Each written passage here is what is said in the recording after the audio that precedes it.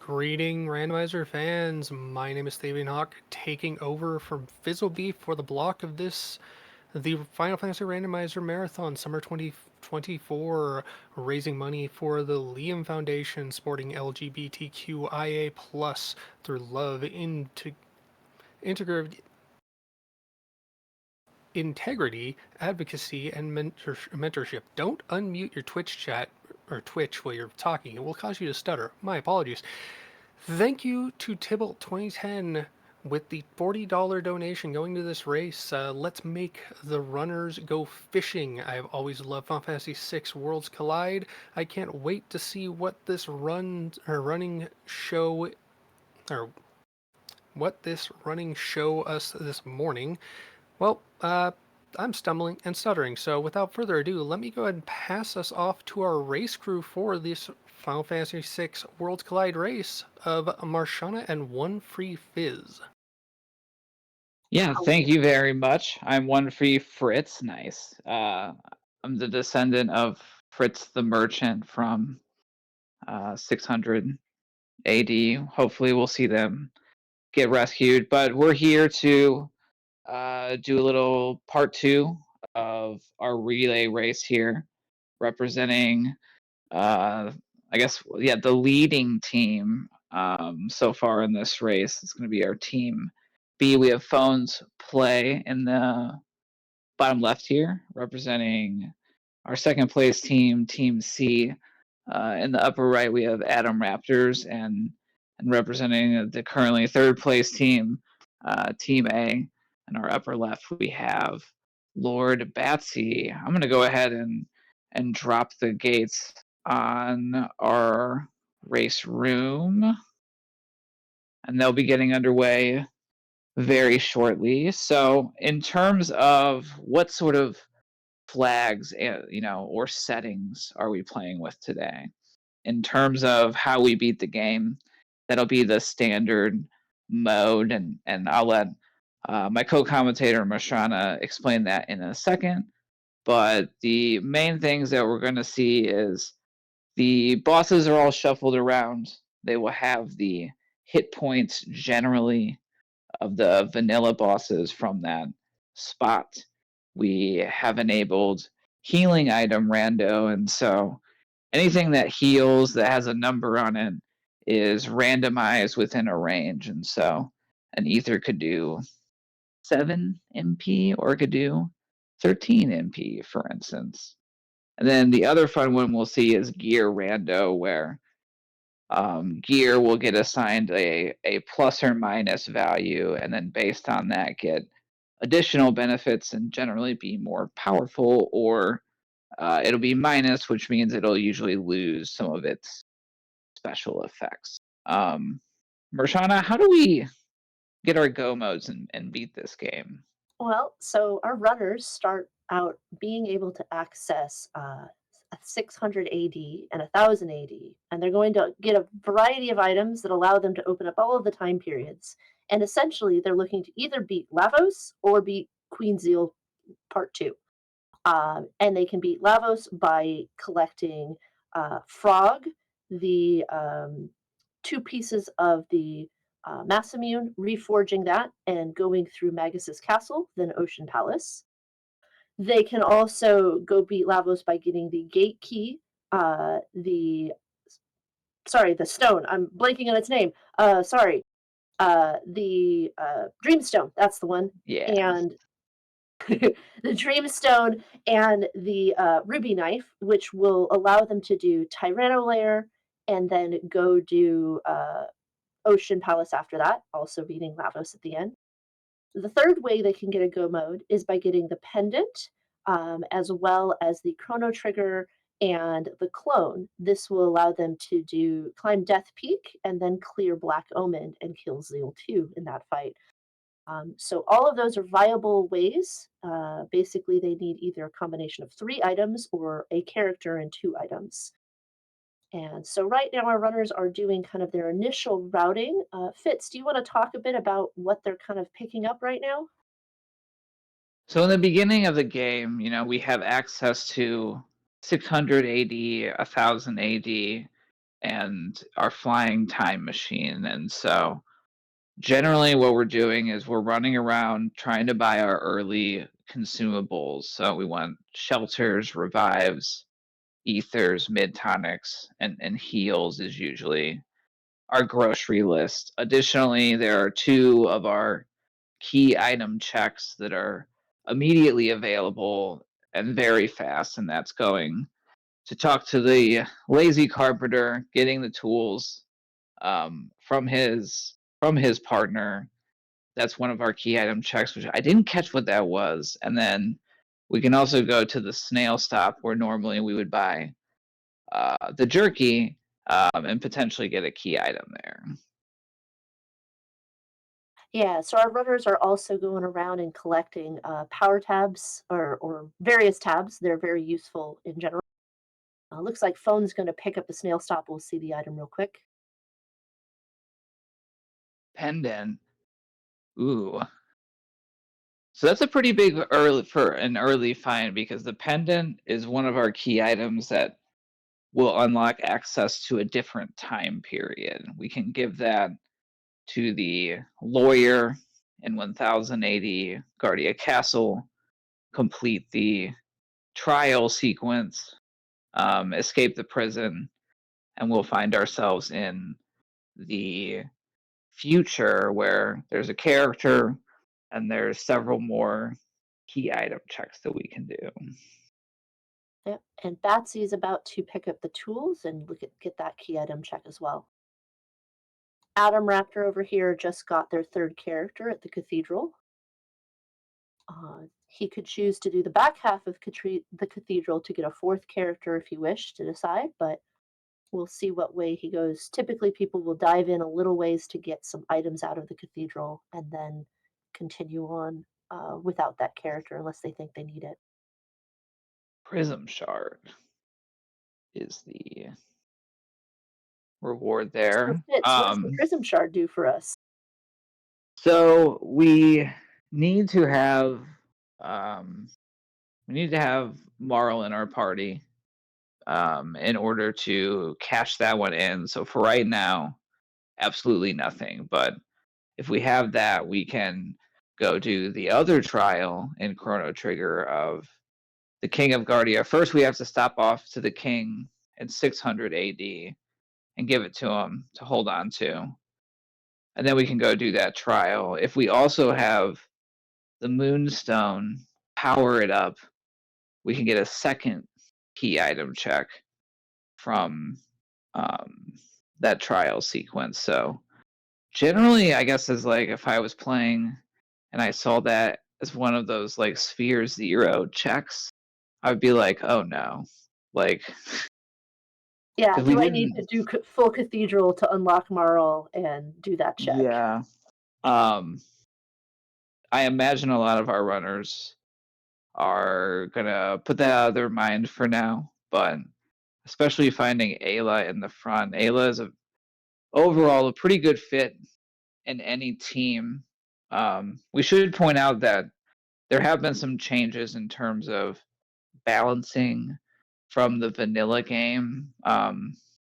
We have a wiki that lists all of them, but a big one is that like experience and tech points are boosted, so we're gonna get more than normal in the encounters that we do take, as well as character speed has been tweaked a little bit. Generally, I feel like that's the real low speed characters in vanilla getting like a couple more points of speed, so they're still like slow relative to the rest of the teammates, but it's not like drastically so. Yeah, like Luca, I believe, was improved as well as Marl and I think Robo a little bit. Yeah, because I think Luca is like 6 speed vanilla, She's and she so gets slow. bumped up to like 8. And similarly for the kind of the slower half of the party.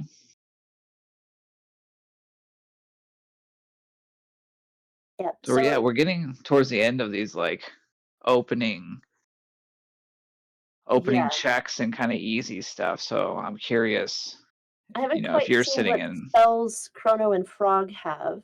Um, if Frog has some water too, you can clear out the desert for some Mhm. XP and some items.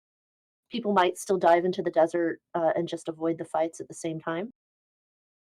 Um, and yeah, but we'll see where this is where it kind of starts dividing on where people want to go, right? Yeah, I'm Phone just taking the observing time to that. pump up Ayla there. Wow. Yeah, we have +4 on the power tabs. Tabs have like a range they can roll in. Power tabs are 2 to 4. Magic tabs 1 to 3. Speed tabs always 1 because speed 1 is very powerful. And although I guess if we really wanted to, that's like a flag that one could fiddle with and make speed tabs do more than that. But in the race settings, those are just always +1 speed. Why is speed good Speed is in Chrono very Trigger? good. It turns out speed is very, very good. The only thing that's better than speed is haste, which doubles your speed essentially. Makes your bar feel twice as fast. Uh, if you are fast enough, you can really make the Lavos fight a lot easier. It's not quite completely king. Oh, it looks like Phone is deciding to go to the back half of Cathedral here. Adam Raptors has gone to Magic Cave over on our upper right. And I think that is Hmm. Batsy doing bridge? Bridge? I think Batsy's doing bridge. Yep. So immediate divergence from all three of our runners on this. Phone may be looking for Marl or a different character. Um, and Batsy going for the bridge is one of the more easier fights to do. Hmm. And then the Magic Cave is really great for XP and TP, but unfortunately, Chrono and Frog both have their magic locked. How do you unlock magic, Fitz?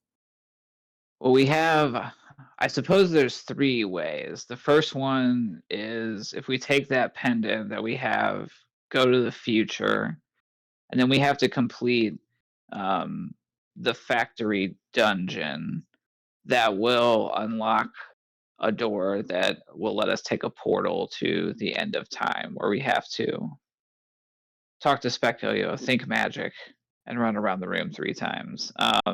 If we have the gate key, it's a little bit faster with the gate key to unlock magic. So we just have to jump through that cabinet and then like run up a screen and jump in the portal there, and that unlocks the end of time. The like third that doesn't come up as much usually way is if we beat the Magus boss in Magus Castle.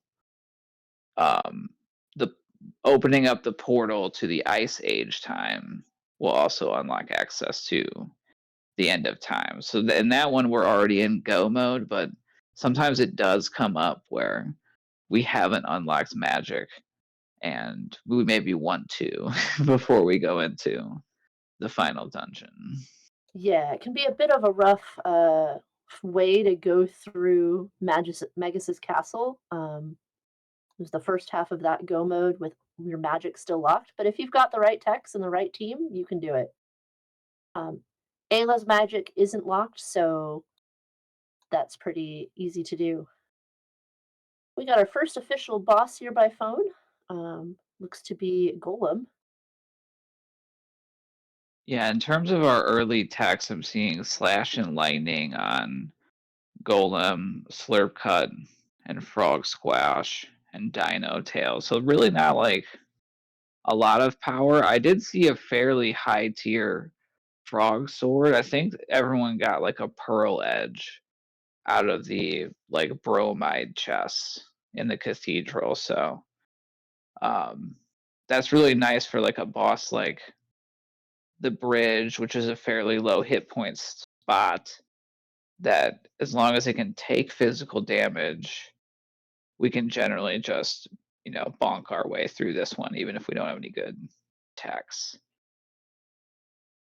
All right, looks like we've got Lavos spawn at the bridge there. And I Yeah, and think so I we missed. mentioned. Oh, go Did you ahead. happen to see what the bridge item was? I didn't catch that one. Let me look on. I want to peek on.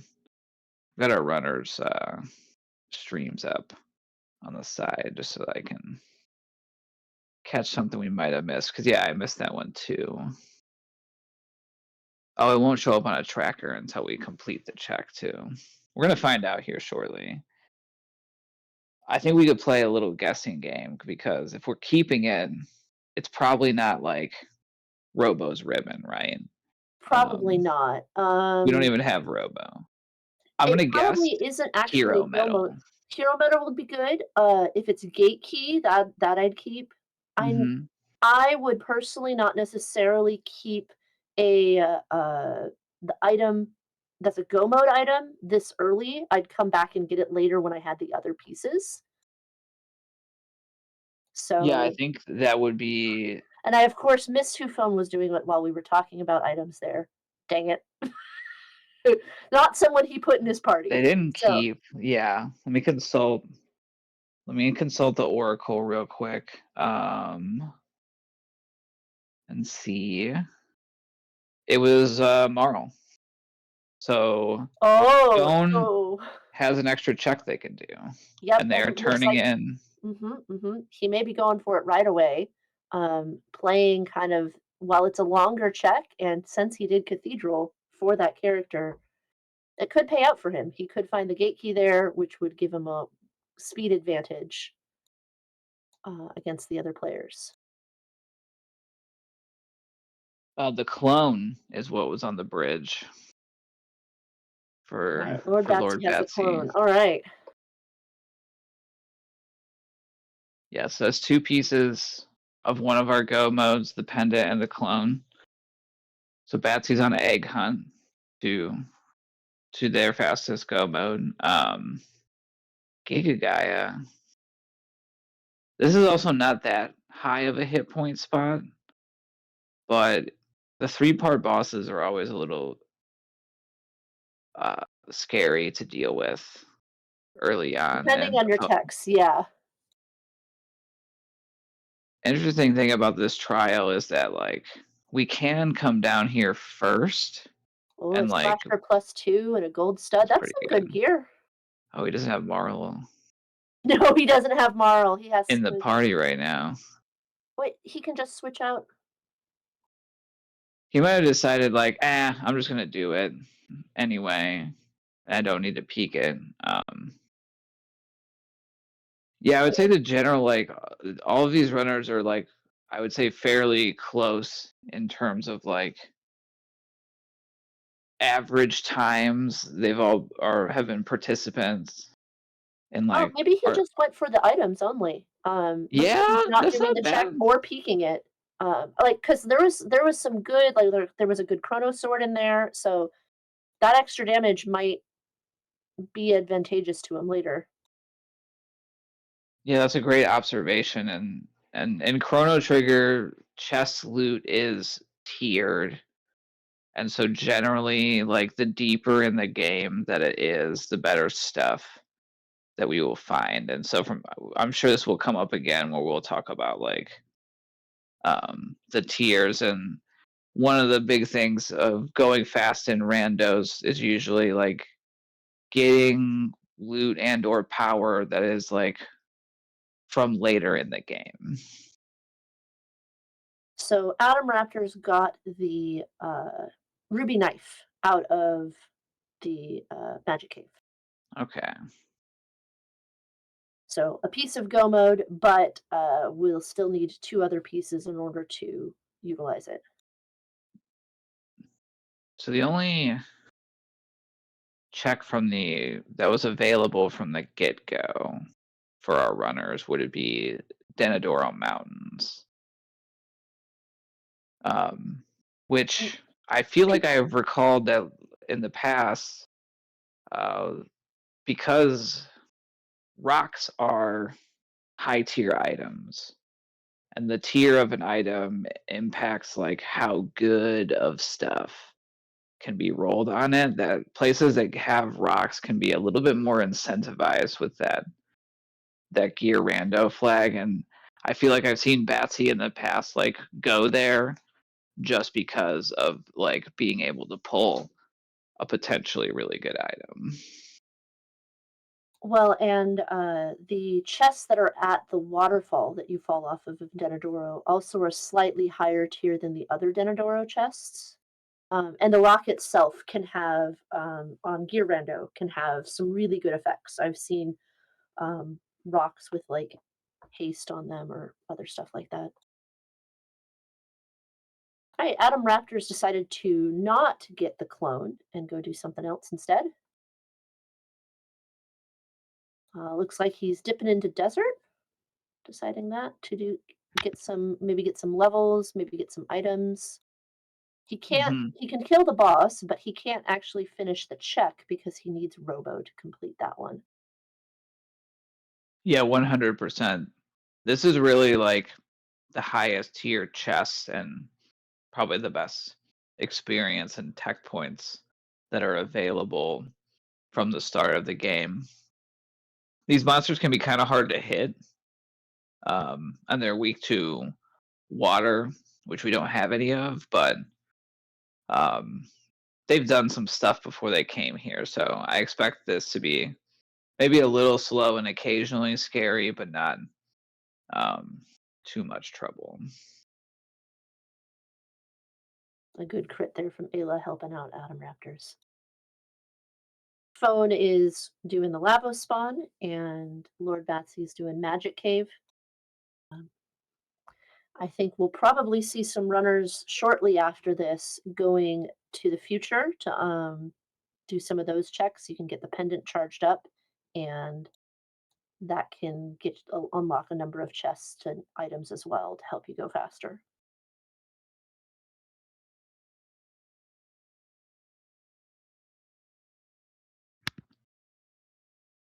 Yeah, that's definitely another thing I think in terms of the decisions our runners are making in terms of where they go is a lot of times it's like how can I get like the most levels the fastest or where's the hardest place that might take me a little bit more time to get through but it makes every other place I could possibly go um, faster after that.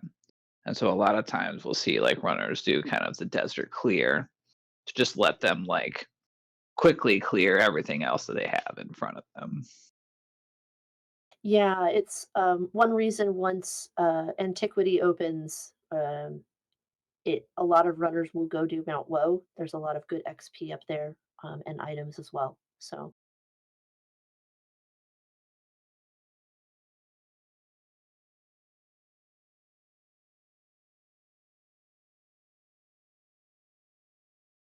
hey, Phone looks like he's dropping into desert as well. Maybe thinking about it. Quick save. That's a good idea. Just in case something goes sideways. You never know. Better safe than sorry. And Batsy is working on Giga Gaia. And the question is, will Adam Raptor? Yeah, Adam Raptor's leaving and not doing the boss here.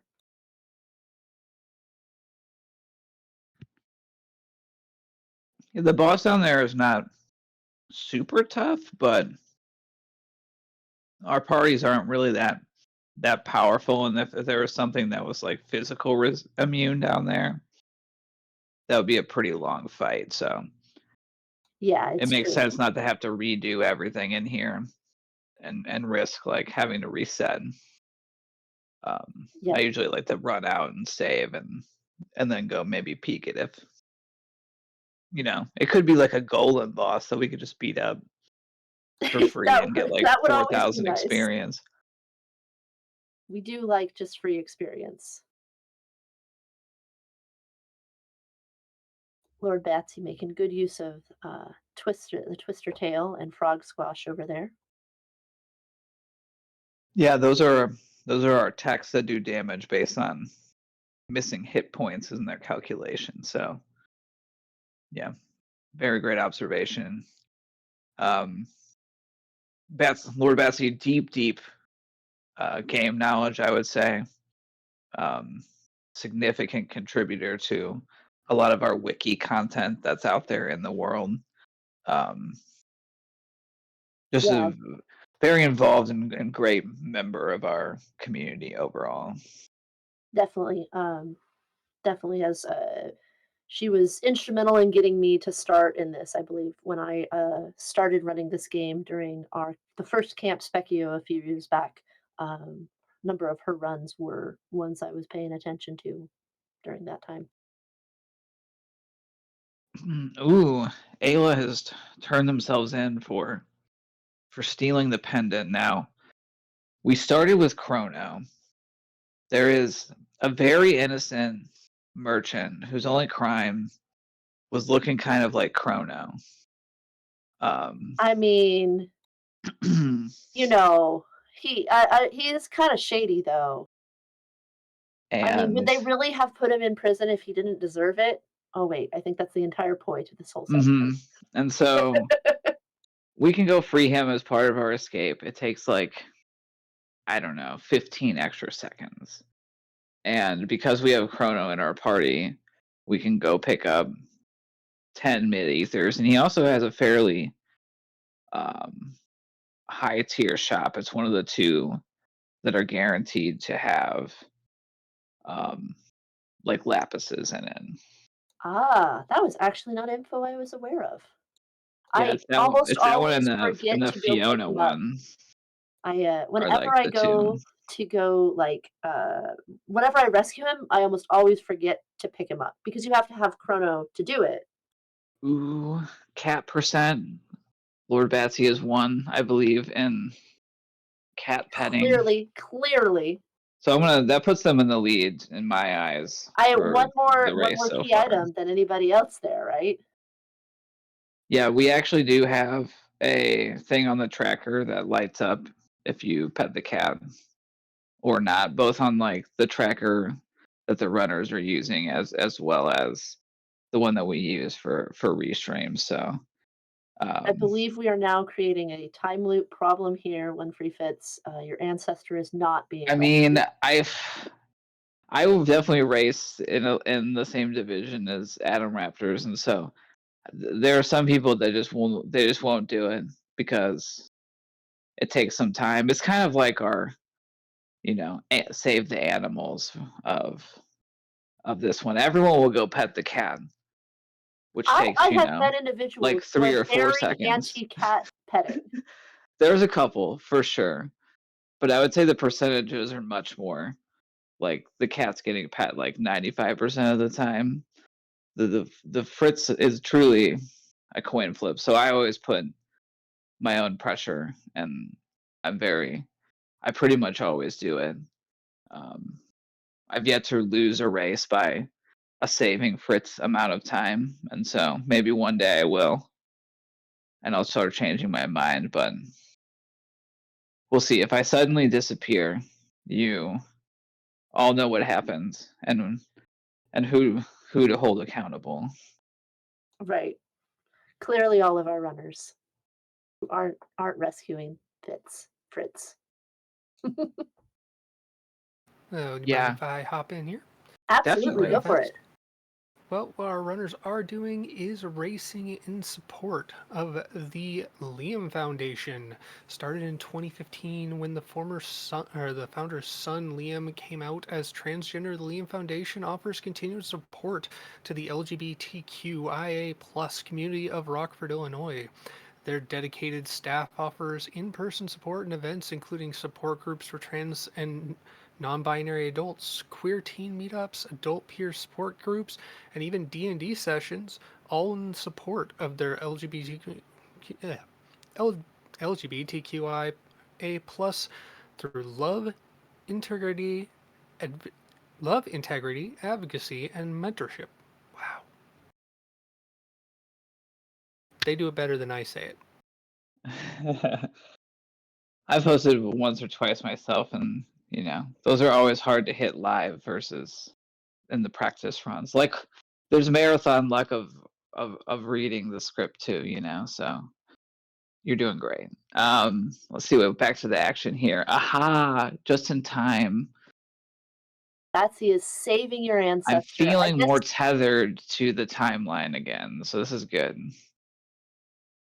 got a mutant on the bridge, which this is not too bad. It's one of the mutants that does take physical damage, but does do a bunch of status effects. So you can see that they're slowed and sleeped, and it'll be a little tough, but they'll get through it. Yeah, using Uh heals oh, Frog to is. We're having a ooh, little trouble with phone over there, and he's getting bonked bonked. big time. Yep. This is the Ouch. danger of diving into the desert without like ice to clear it, or ice or water to clear it. Yeah, strong AoE magic will do in a pinch there too, but yeah, it's definitely a risk reward thing because it's like if we can get through the first couple fights, usually the first one is the real rough one too. Ooh, we're gonna All see a right, new place. Denadoro clear from phone. Good choice. A lot of runners sometimes won't do Denadoro because it is a little bit longer. Just takes some time to climb up that mountain, and the boss up there can be a little tough when you're at this level. Hmm. So often runners will skip it and come back to it later. So I bet he's suspecting that the other runners aren't doing it. So he's banking for a good item over there. Yeah, and this mutant fight definitely going on for a bit. Our opening tech's not really that powerful. Um, there we go. Some good stuff for Magus, but we've Did also phone not. did phone go into the magic cave yet, or does he still need to do that? I'm gonna check his tracker real quick. I think because that was Ruby Knife, Yeah, it was Ruby Knife. and so I will confirm. Do-do-do, do-do-do-do. All right. Well, while Fitz confirms that, Adam Raptors is opening up the Yeah, they have future. not yet. They have not. Okay. Opening up the future, which will also charge the pendant.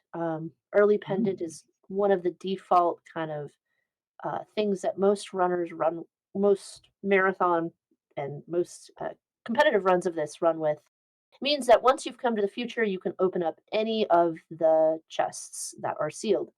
So you'll see kind of some sweeping at this point, getting a few of these. All of these are pretty high tier items, so highly worth it to grab them. Get your power up and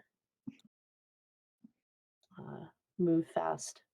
Yeah, definitely. And a thing I guess I'll point out because Denadoro is probably like a good example of this, but there's a lot of encounters in Chrono Trigger that we are able to bypass by leveraging like particular movement. There's essentially like invisible triggers and so like those last couple of screens that phone was just running through, they skipped probably like 7 or 8 fights along the way. And I know for me, this was like the first area that I felt like I learned and mastered them all because they are a lot more straightforward than some of the other ones that are out there and in other dungeons.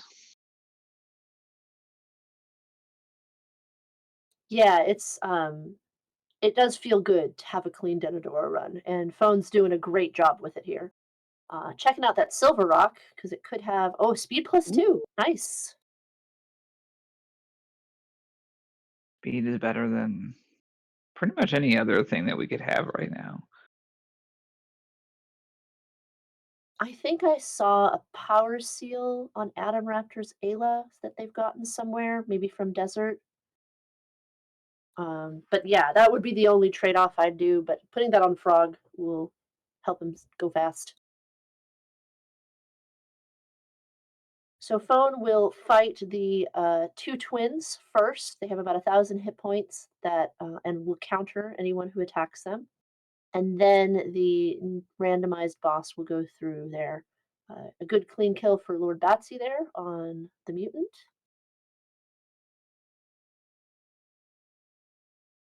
Oh, and a Robo with Uzi Punch um, was who was at the yep, The switching Futures that out. Con. Hmm.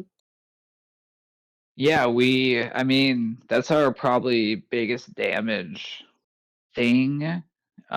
Robo does not require magic as well. Robo will learn a full party healing or an AoE healing spell. Frog will is additionally, and that opens up the desert. So that's a very interesting character find.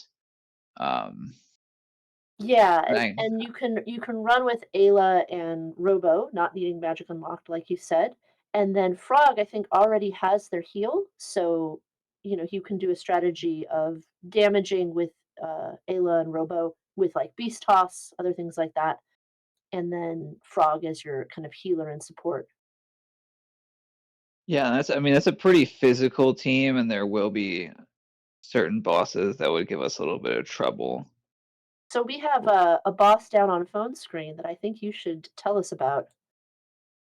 Oh, okay. So this guy is pretty bad. Um, I think we saw maybe like a pretty weak golem earlier, where this is a boss that's going to like counter our attacks with like an opposite element. Except for physical, they do this iron orb, um, which halves our hit points. The real big bad thing they do is I think it's their second. They also summon these floating orbs and like attack. I mean, he's an orb guy. So like they'll summon floating orbs and attack our party members, and I think the second and third orbs do an exorbitant amount of damage. So this is like a tricky fight of like trying to do a lot of damage, but also healing um, to Yeah, it stay takes a lot of alive. lot of balance on it. So this is orb one, so it'll do like it'll hurt, but not be like too bad, I think. But the next is like one of those orb attacks he does will almost guaranteed down one of our party members. Looks like we're getting there. We go. The streams have all caught up. Good. Excellent. They paused for a bit, but we're back in business.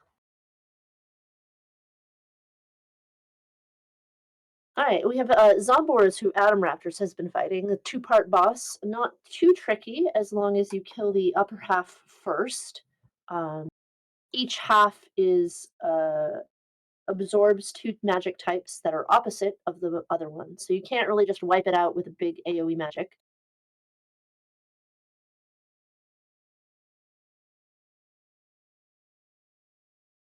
And but he's making quick work with physical damage here.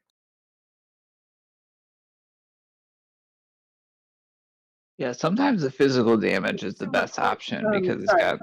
from Oh, go Twitch ahead. chat, there's some issues with the stream. It looks like there's a little bit of lag going on, but maybe it's resolved itself.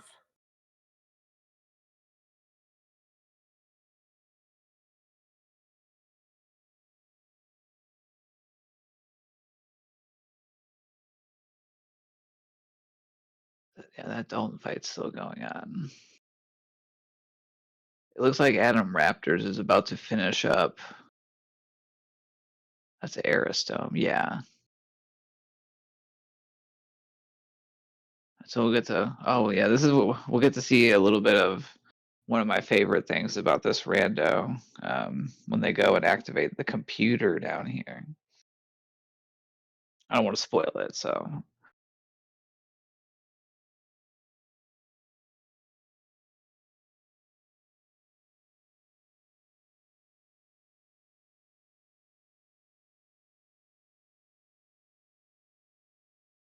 I'm catching the rat, which is sometimes horribly annoying if you're not great at things and fat finger stuff all the time like me. I mean, I'll be perfectly Big honest. big brain, tiny hands. That's me. I've straight up missed that I think my worst rat record is 5. 5 more attempts than to get the once. damn rat in like I was so mad.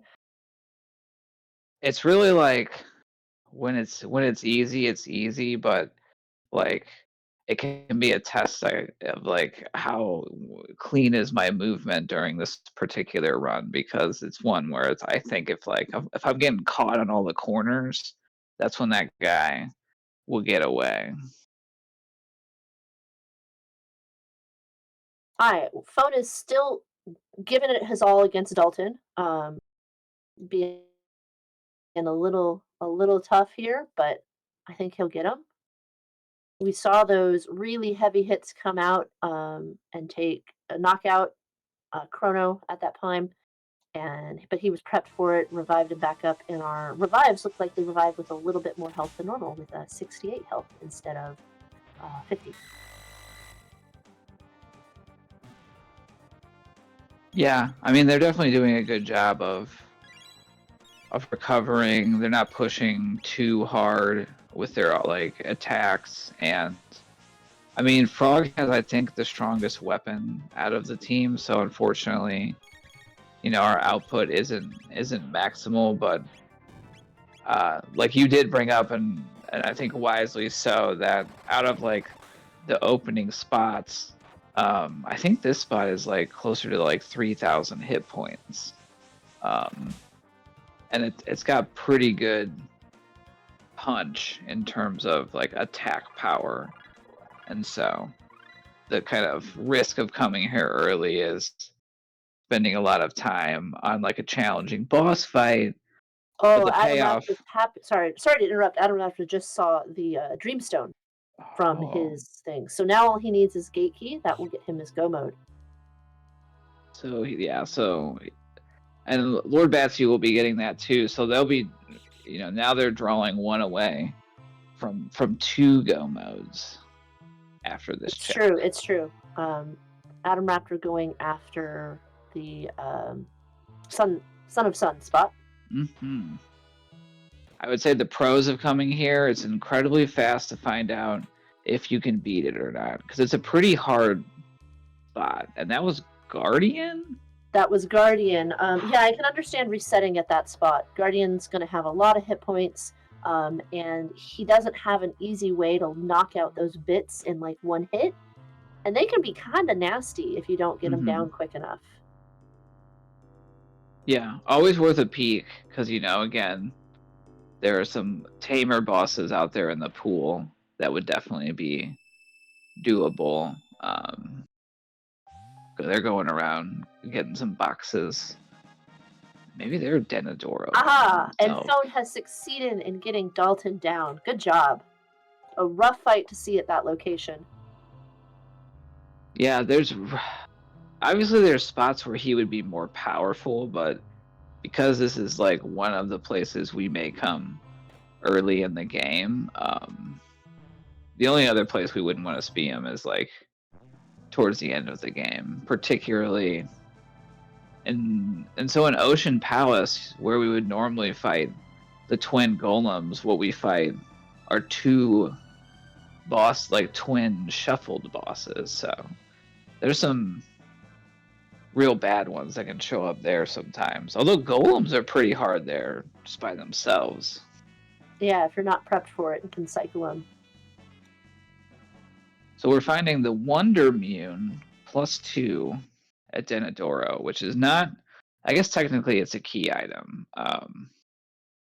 And if this was Legacy of Cyrus, that would be one of our go mode items, but it's just Frog's best sword. Although optionally, we could still go and do like the first part of the Ruins quest and get like an upgrade for Frog, because it counts as the tools that we need to fix up the ruins. So Adam Raptor has gone to the backside of Cathedral. He'll find Marl back there, as we know. And not that he knows that right now, but he might choose to do the shell quest or not. Yeah, just the tech power is still not there, and I think for Adam Raptors, like their choices were they could go do the factory to get access to Mount Woe. They could have done Geno Dome, but that's another towards the end of the game dungeon. That's kind of a commitment. And They knew, with a lack of like screen clears right now, it's a little hard to do that. Like if Robo had shock, you could consider it, but yeah. So it's like sometimes out of the best available checks, like coming back to do something like this, either looking for a character that has like better text, we might be like hoping to get, like a Luca with Flare in here, or even a Mara with Ice 2, which I don't think we got a good look at. I didn't see the text that she had. No. Looks like Lord Baxi is clearing the desert as fast as possible, not taking the fights, just getting the items and going down to the boss. She has also put in Robo and has decided to keep Chrono over Frog. Do you have a favorite party combination, Fitz? I think, okay, favorite, like personal favorite for sure, but I think what I'm trying to learn over time playing these randomizers is that like sometimes we just have to accept whatever the game has given us at the beginning. Like the fastest way is to not look for more characters, like hoping to get like a favorite, but generally it's pretty much like Ayla for sure is in the favorite party, like A plus character. A plus, and like if we get like the +3 magic tabs going on, like A plus plus, like Ayla can basically do anything at that point, and just needs party members to like help keep her having MP, and maybe haste her, like that would be support from there, and then really it's like. I guess because of that, I almost view the rest of the party through like, what are good Ayla pairings? So like, Ayla Frog is good, Ayla Robo is good, Ayla Luca, very good. So yeah, like I think. Yeah, you hit on my favorite party in that discussion, which is Ayla, Robo, Luca, because Robo can be both a strong hitter and a good healer. Ayla can just do all sorts of things. It basically is a monster the entire time. And Luca is fantastic with magic, so you're able to kind of balance physical and magical damage. And there's only a few bosses that give that combination trouble. I was gonna say like this desert boss was feeling maybe a little bit scary, but yeah, Batsy just ate it up, wiped the floor. Good job. Because that's the optional North Cape Magus fight where for the first half of their hit points, they just kind of don't really do anything scary, and then as soon as they're below half, they counter AoE every attack on them, and that's when it gets kind of scary. But we're gonna replant the forest and get to see a fresh key item that we haven't seen before. Adam Raptor is going to run up Denadoro. Unfortunately, we know that does not lead deeper into the seed. Now, did you see him? I know he was looking at the shell. I didn't see if he's peeked the item or not on that. Oh yeah, I don't think I caught. If we saw a peek attempts earlier on with phone, but they didn't actually have the character in their party, and they ended up just. Or they were there for the chest mainly. That's hero medal. Hero medal for Lord Batsy. So what does that do? And does it do anything differently in the rando? It does open up another check, so Batsy's going over to do that check right now here.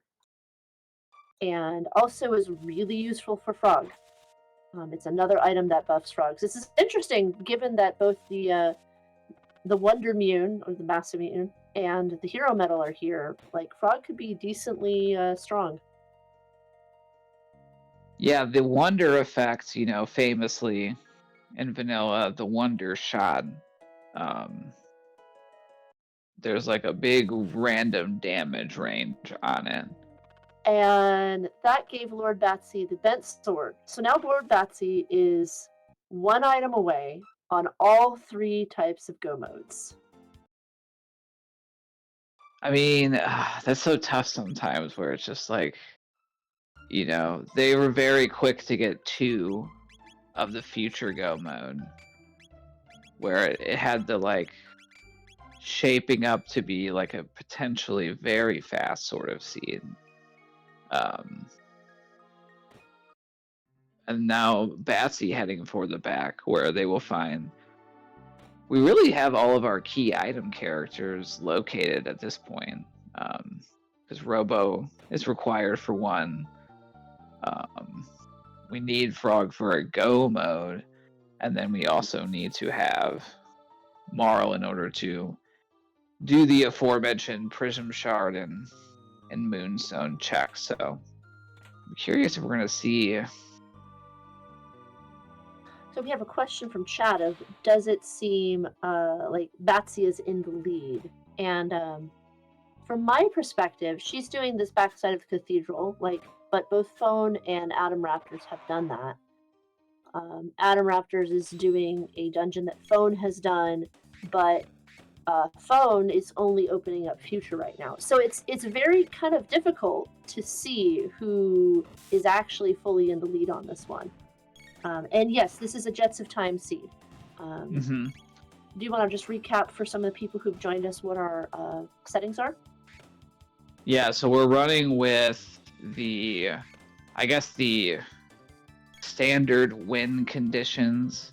And so that means we have our 3 go modes that will lead us to our final boss. 2 of them terminate with the Lavos 1, 2, and 3 fights, and the future or Black Omen path leads us through Death Peak and into Black Omen to take on Zeal, Mammon Machine, and then we get our win by defeating Zeal 2. And so I saw a mention in chat too about when do I start thinking about my Lavos party. And it's usually, especially where they're at, is like they don't know which go mode they're going in yet even. And so I could see sitting on like speed tabs even right now to be like, well, I don't even know what my final party is because we haven't unlocked magic and I haven't got to see what some of the later techs are.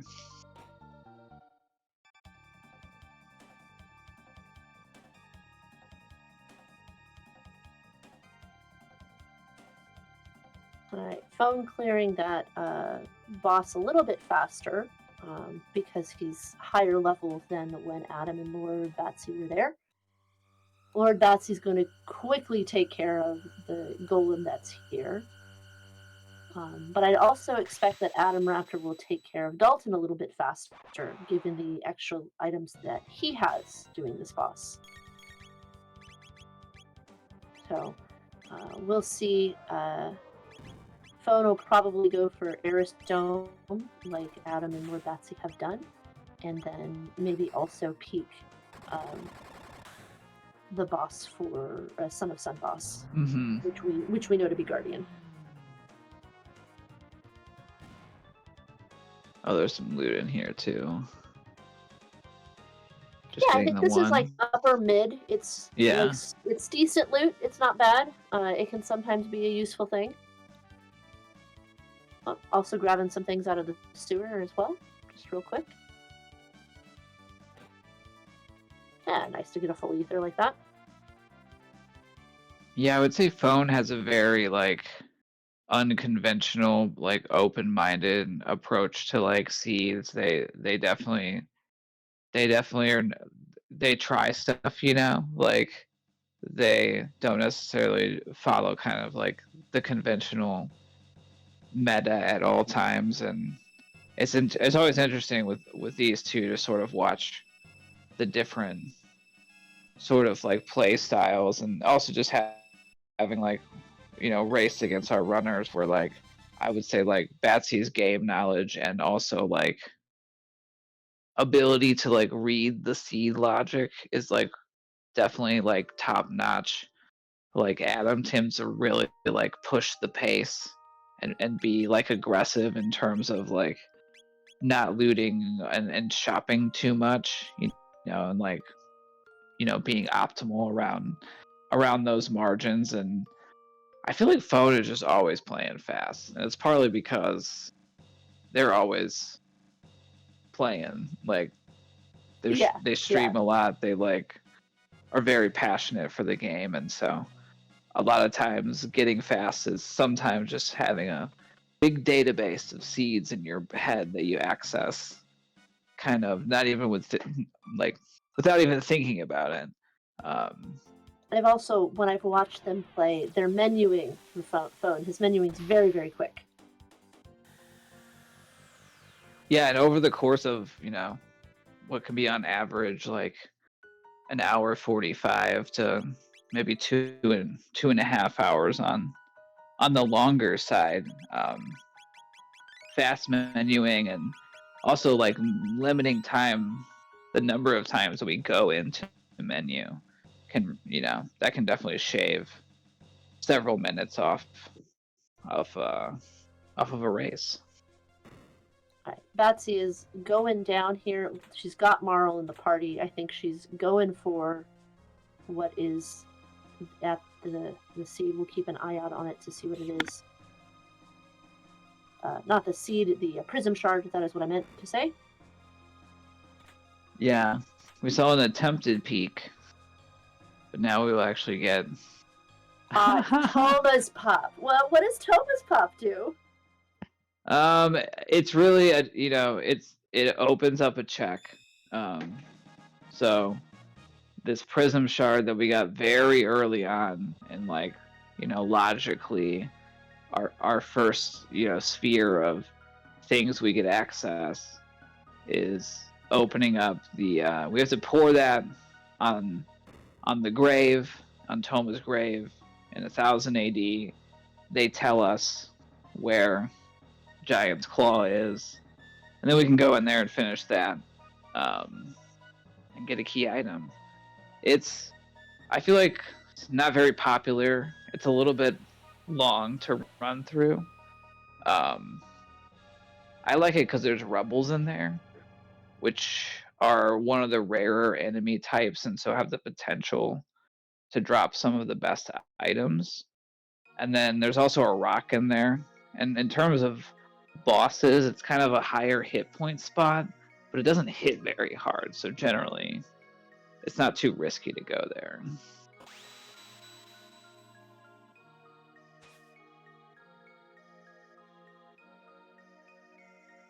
Right, well, Adam Raptor is currently going to be one piece away for 2 goad modes. He does not have the clone. The clone we know is at the bridge. He knows the clone is there. He just hasn't taken the time to pick it up. Oh, it's Golem boss.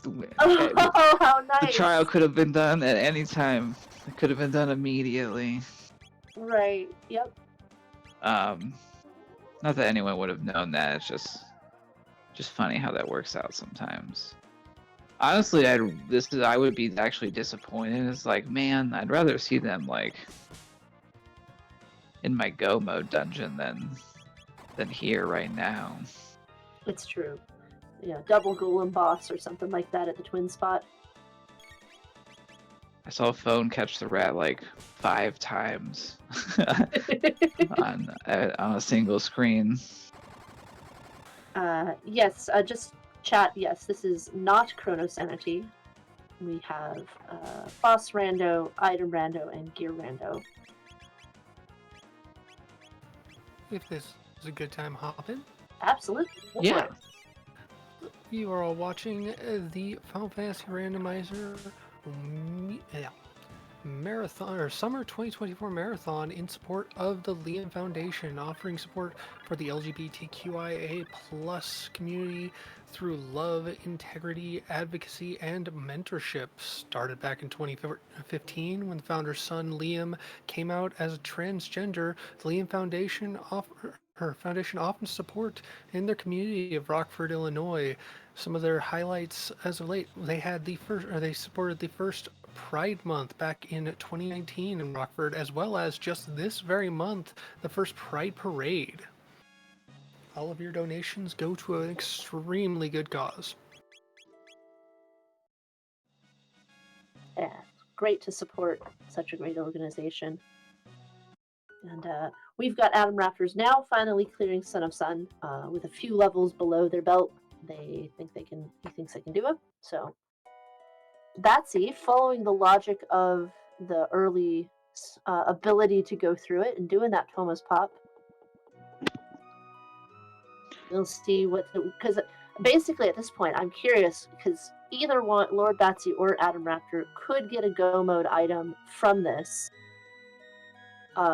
Each of these bosses and dungeons, so it'll be very interesting to see where our runners line up. Or they could get something like the jerky, which, while nice, only opens up an item to equip, not a key item. Like the jerky, that was you. You said that. I'm so sorry. And not me. So I just want that on the record. No, but yeah, I mean, we can turn that in, and potentially it could be like Robo's best like fist. So it's not like terrible, but I think an hour into the run, we're like less excited to see it than like if we had it as one of our opening items. It's like, sweet, I'm gonna get something powerful like right away. But I was also seeing, we got to see a little bit of the Wonder Mune, where I think we saw attacks do from like 3,000 damage to 2,000 damage. I'm very bad at managing my wonder items, especially on Frog, with his hit points being set at max, usually on multiples of 5. We're talking about the crisis effect, because that's the one. That's the crisis effect, not the wonder. The wonder can vary on its own. The wonder is just like, it does what it wants. Have fun. I mean, I do believe that like the wielder's like power still gets like added on to like whatever random number it rolls, so we can still like nudge those weapons up by putting like power tabs on their user. But we still have to kind of live with when we use the Wonder Mune. It's like you live for the high rolls, and you got to live with when you do like a leap slash and do like 50 damage. Yep. Atom Raptors is doing the factory. We mentioned previously that this is one of the ways to unlock magic. None of our runners have unlocked magic yet. So they're still dealing with the original 3 techs on Chrono, Frog, Marl, and if they had Luca. So once they finish going through here and doing this boss fight, it will allow them to get to end of time and open up magic. Ooh, okay. I saw on Batsy's screen, Ayla's very close to unlocking Tailspin. So there is, and I believe this is like, I don't know if glitch is the right word. If you get tech points that result, if we get tech points that result in us learning a tech, those tech points also get applied towards learning the next tech, and I think we call it tech point doubling. Yes. And so by seeing, hey, Ayla's 9 points away from this tech, she is going to get the tech points from these rebels, which are 50, twice. So it actually, for Ayla, she got 100 tech points functionally, which is very nice. It's really great if you can set up something like that. Awesome to do. And mostly you notice this at the beginning of a run when you're first killing your initial monsters, you want to kill something with a decently high amount of tech points so that you will get the most out of tech doubling. Yeah, and I think we're still getting a lot of that nice divergence because there's really not a clear path through this particular seed. I feel like Lord Batsy pulling, that is one away from 3 go modes. I think it's totally logical to go, what's my fastest check left? Like, Toma Pop, Yeah. okay, I'm going to go do it. Yeah.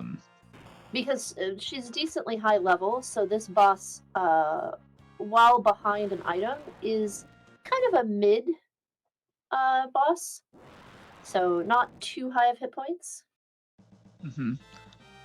For Adam Raptor's similar situation, but is either seeking to unlock magic to get Frog like fully online, or might be thinking like, I want to go to Mount Woe.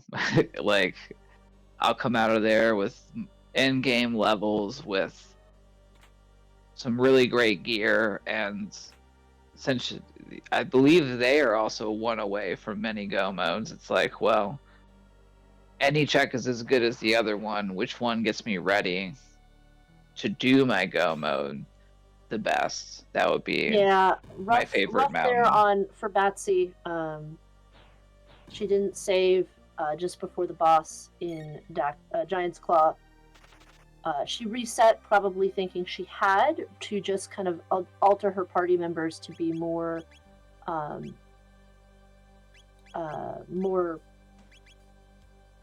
magic based for Hecarim, or yes.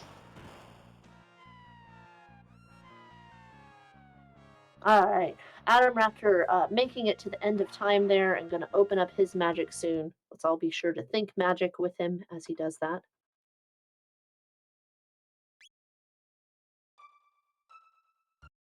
Yeah, they're probably going to grab everyone. Yeah, that's what I thought. Might as well grab everyone that can unlock it, because the other two,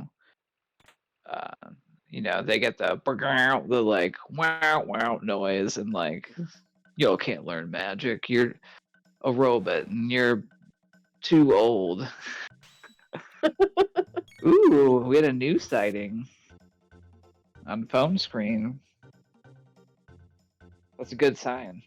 Can be helpful early in the seed for some extra XP, but he's on other missions at this point.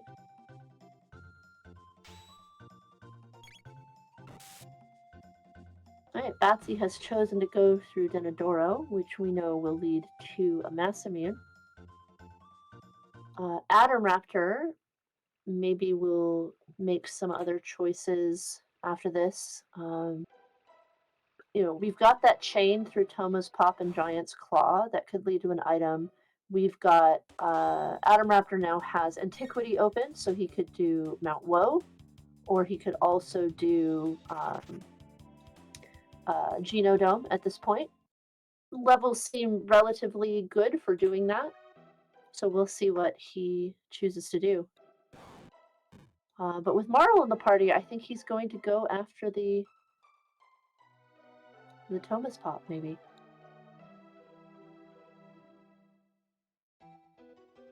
Yeah, like the hour, a little bit over the hour mark. It's definitely still kind of tricky to really say like who is in the lead, just because as soon as someone finds a go mode, then it'll be a lot easier to kind of go, oh, well, they were the first one to find it, so they're in the lead. But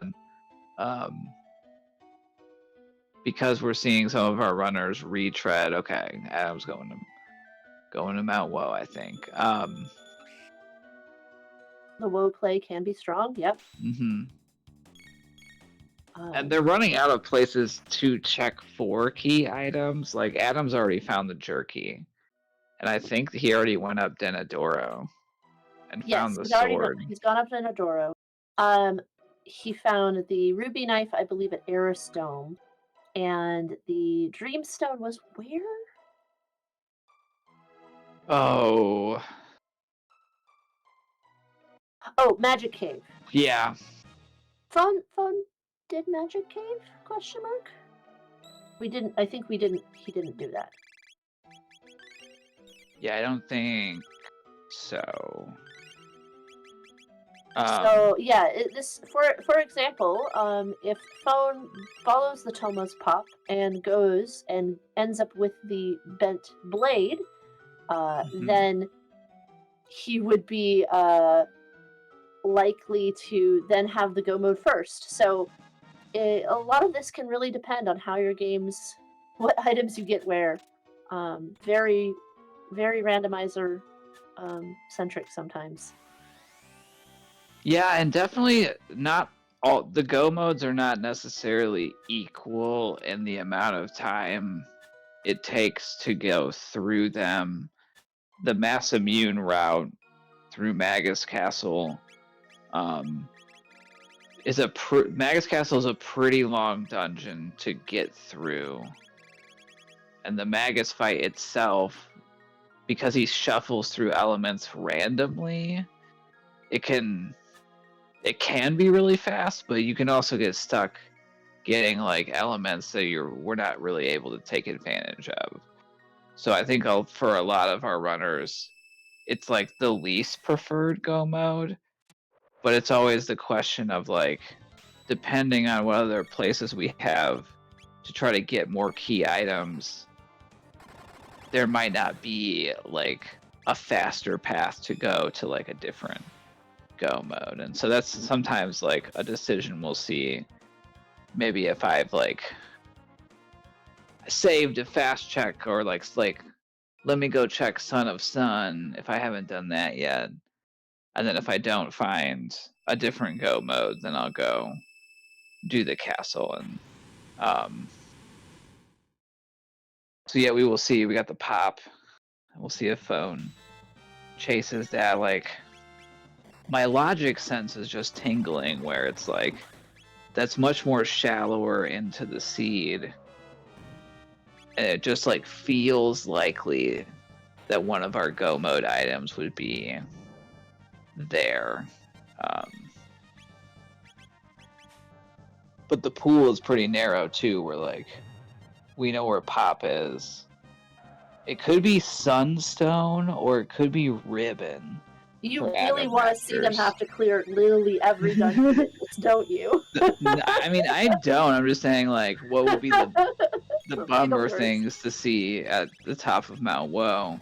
Oh yeah, or at the end of Tomo's Pop, seeing the stone.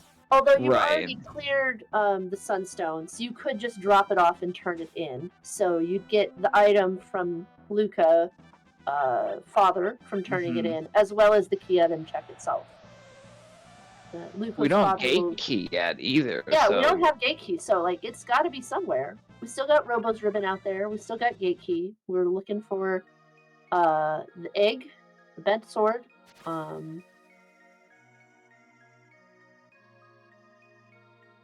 So yeah, I think you know, Toma's Pop or Mount Woe is going to have something significant. I mean, because it's got to, because you have to at least have the gate key. Well, I guess the gate key could technically be in Geno. What am I? Now that I'm philosophizing about the seed itself, like worst case, you have Sunstone and Robo Ribbon at these two locations, right? And the gate key is at over at Geno. Oh, that would be where okay. And then the rest of the go modes, like all the go modes, are in the prehistory. Well, let's see. We have to have, so. Or at least gated by it, because in order to charge up the Moonstone, we have to have access to the pass. So if there's a go mode behind the Moonstone, then it's gated by the pass. And if that was the case, then there's only the one. Check in right. And so then the other go mode piece would be in like Reptile Lair. Yeah, this is what I'm saying about a lot of times in the booth we'll spend a lot of time trying to like tease out from like the placement logic where stuff might be, but I know when I'm in like the racing position, I'm really not thinking like that far ahead, and it is kind of like I just gotta Oh pick a yeah. place and like go to it. It is literally my calculation is what can I clear fastest, right? Not When not in doubt, what do it that. yeah. What can I clear the fastest? Because any check I can clear fastest is just as much as likely to be another check. Well, until you're like really really deep in the seat at this point.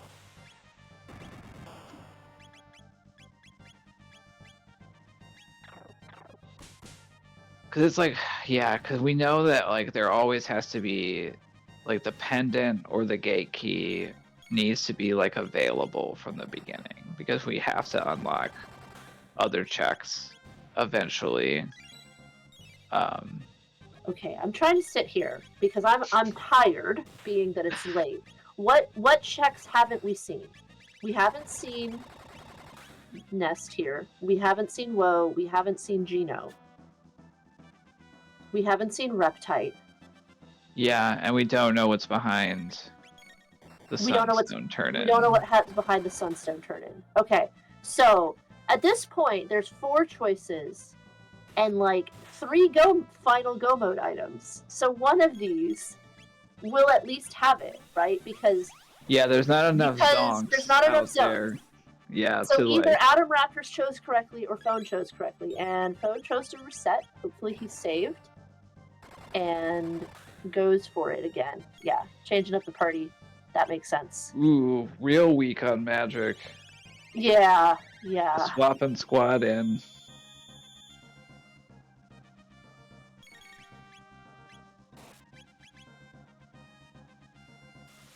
Yeah, I feel like from a level/power perspective, pre-Adam Raptors going through Mount Woe, I think she was ahead. Because Phone's levels are pretty low, and like we saw the text that Batsy's characters had when they were going through Giant's Claw, and so they're like a tech ahead. Ooh, Yeah, Giga Betsy's had a little bit cleared a few more things. But at this point, devastating jerky though. yeah, devastating to see that jerky. Like, no, not what I need. I gotta go so somewhere close. else. Where am I going now? Right, because Batsy hasn't done factory.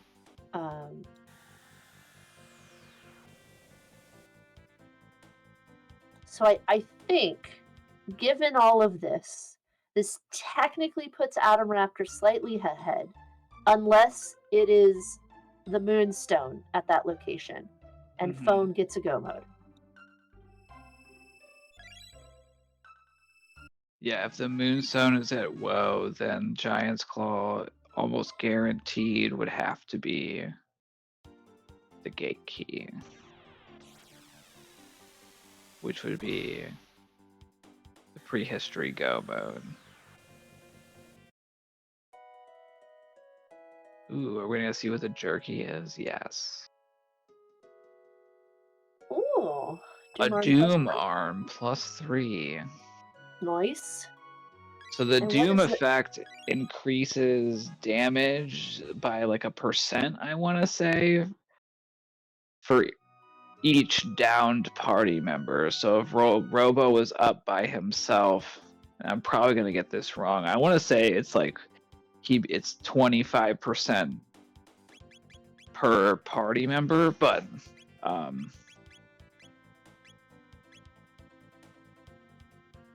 look it up.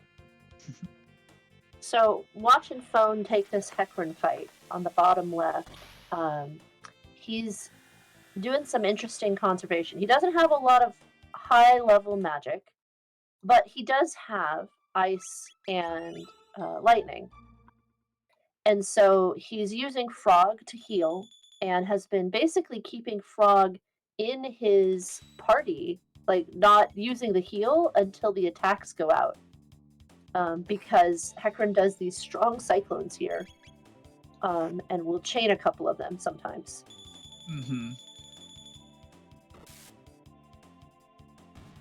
Yeah, and those being water elements, Marl and Frog take a little bit less damage. And I think he put some blue mail. Yep, blue mail over on Chrono there. Adam Raptor's making quick work of Atropos at the top of Mount Woe. Okay, I was like, what was it? Here's the moment of truth. What is at Mount blinked. Woe?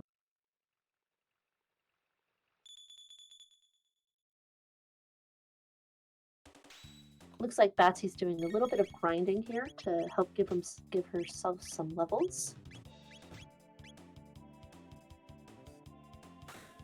Yeah, they must be like, what does this give? 8 tech points away from unlocking something.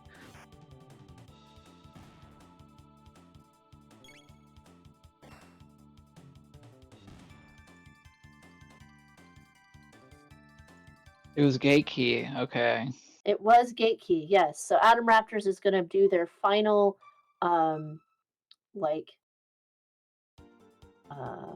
opening. Oh, you know what? I think they're going to go grab Luca. Oh no, they're just opening the pass. Never mind. I'm sorry, I'm being silly. They're opening the pass so they can do their job. I was like, grab Luca, right?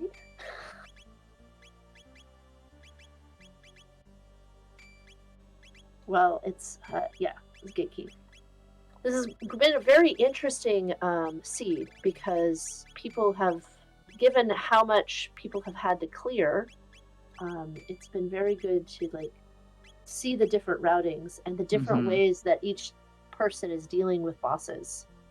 And Adam Raptors kind of went a little bit, I would say, given having Ayla and Robo as the main characters that people are running around, the play to go do Factory, unlock Magic, and then do Mount Woe was, I would say, not the obvious choice. Yeah, I'm not sure I would have made that choice either, but it is paying off for him right now. But I could see the logic in terms of well, it's still a key item check. I'm gonna get a lot of power, and so even if I made the wrong choice, I'll be going faster through everything else after I go here, and so even if it was the dreaded Moonstone, levels are good in RPGs. It turns out, yeah. I think Lord Batsy went and grinded up some techs for Robo, maybe to get shock. Yeah, with shock and tailspin, I don't think Heckern will be a problem for them. That is also a go mode for phone with the Chrono Trigger there. Okay, so we are gonna see the race through 2 different go modes, and neither of them are Magus Castle. So I would say Ocean Palace go modes, which in this case that's where Adam Raptors is going to end up. It has a much clearer grind spot because there's the stairs that we can just run up and down and take the same fight over and over again. They might not need that much of that because they did a lot of Mount Woe fights. Black Omen, I don't know, Marshana. I feel like Tyranno-Lair is faster or is slower, maybe, than... I think Tyranno-Lair into Ocean Palace is faster, but I think you have to make sure you're at a higher enough level when you leave the grind spot, and that can take some time. Whereas if you're doing the other go mode, Black Omen, you're going to clear so many bosses and so many fights that you just have to take. If you can clear those quickly, then you're going to basically be very leveled and ready to do your fight. Very true. And also Black Omen has more loot, and it's some of the highest tier stuff. And so usually we'll have maybe some better gear going through there. I mean, I think it's going to be pretty close either way. And we are going to get to see both of the end game bosses. In my personal experience, I prefer fighting Zeal to Lavos because their fights are much more scripted and predictable, and like Lavos 3 be wilding out sometimes and It's true. only wants to do their like worst stuff.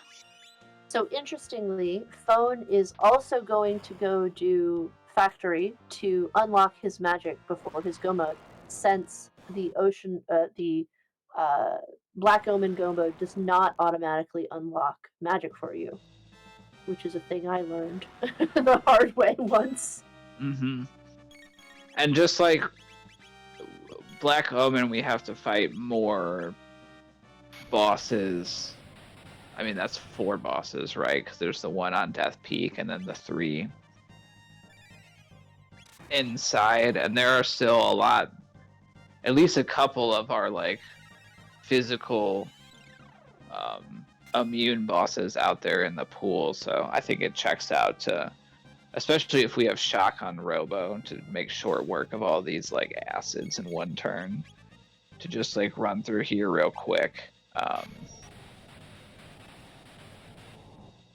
and get that magic unlocked before we start making our trip up Death Peak and then through Black Omen. I feel like, yeah, Adam Raptor's been just crushing the encounter skips and Tyranno Lair so far.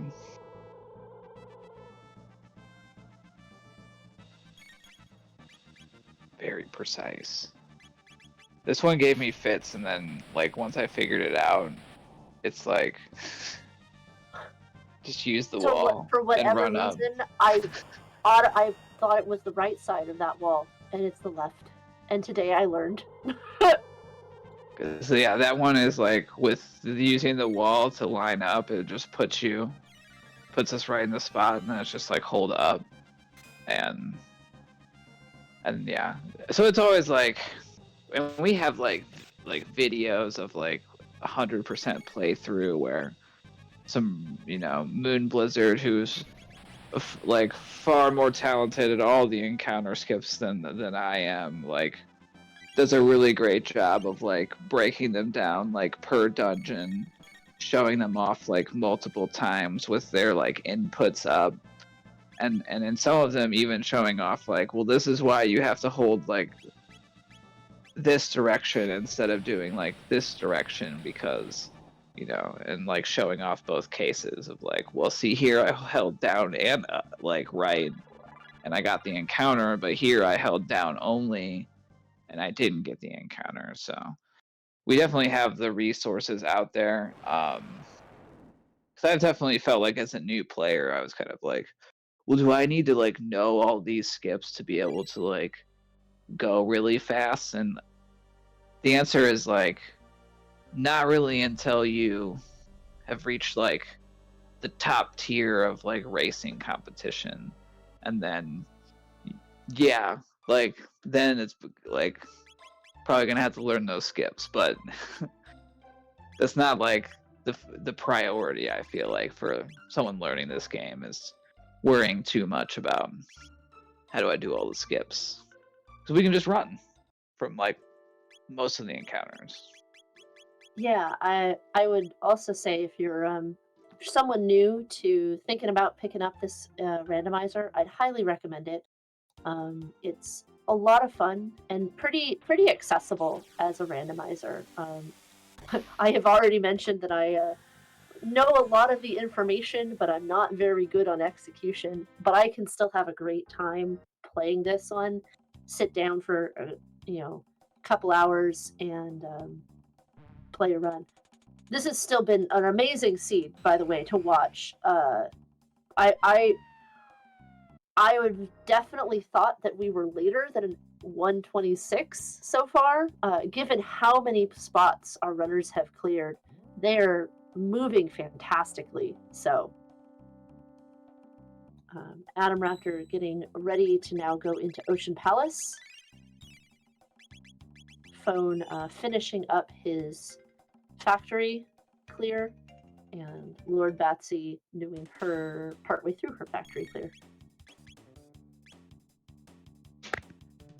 Yeah, and I think what we're looking for coming up into Ocean Palace in terms of, I guess, areas where execution can save a runner time. One, have I thought about what I'm selling in my inventory ahead of time coming into these shops? Deciding whether or not to get that speed tab that's in there. That's like a handful of seconds. A fast shopping trip here has sometimes been like the difference maker in a race. Nice to see those. We got amulets, which will protect from all status. That's relevant because Lavos 2 does obstacle, which will inflict a random status. That's not always the same seed to seed. So usually we want at least some kind of status protection just in case it's something really bad like stop or slow's bad. Most statuses are bad, but the ones that slow us down, stop us, or what else would be on the lock can be pretty bad too.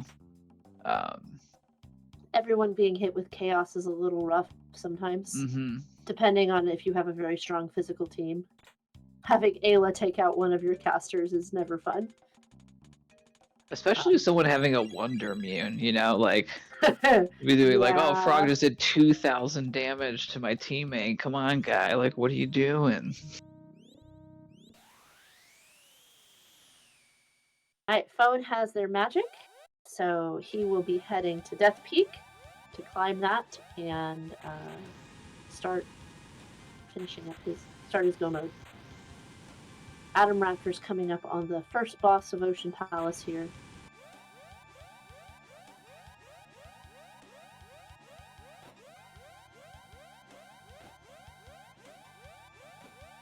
Flea Plus. Flea Regular, and honestly sometimes Flea Plus, can be kind of scary. When they get under half health, they have a chance to counter with an attack called the Stare. It does massive, it's a magic attack, I believe, to the whole party. That's why we saw Adam Raptors throwing up. Is it barrier? The thing that makes them glow green. Yeah, that's going to reduce magic damage. They love to inflict status. Flea Plus is weak to every status in the game, and so if we had any way of inflicting any sort of status, that would pretty much shut them down. But unfortunately, we're having to just do it the hard way instead of busting out the cheese to go with our fine wine of me complaining about having to actually fight Flea Plus.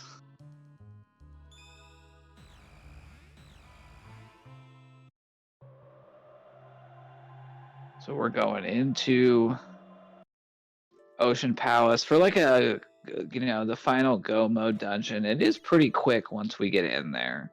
We gotta run around a little bit, hit a button or two, run down some stairs, take an elevator. The elevator is another area where we'll see some execution when it comes to that fight that has the 6 flying eye guys. They're all weak to a particular element and counter if they're hit with stuff that's not. What are some of the things that we try to do on that elevator, Marshana, to deal with them quickly? I will usually make sure that my character who's in the lead gets hit by the fireballs so that their health gets pretty low. And I want that to be either Ayla or Frog, and I will use Frog Squash and or Dino Tail. And then that'll usually wipe out those characters in one hit, so it becomes easy peasy. Yep, that's a great one. Falcon hit will work in a pinch.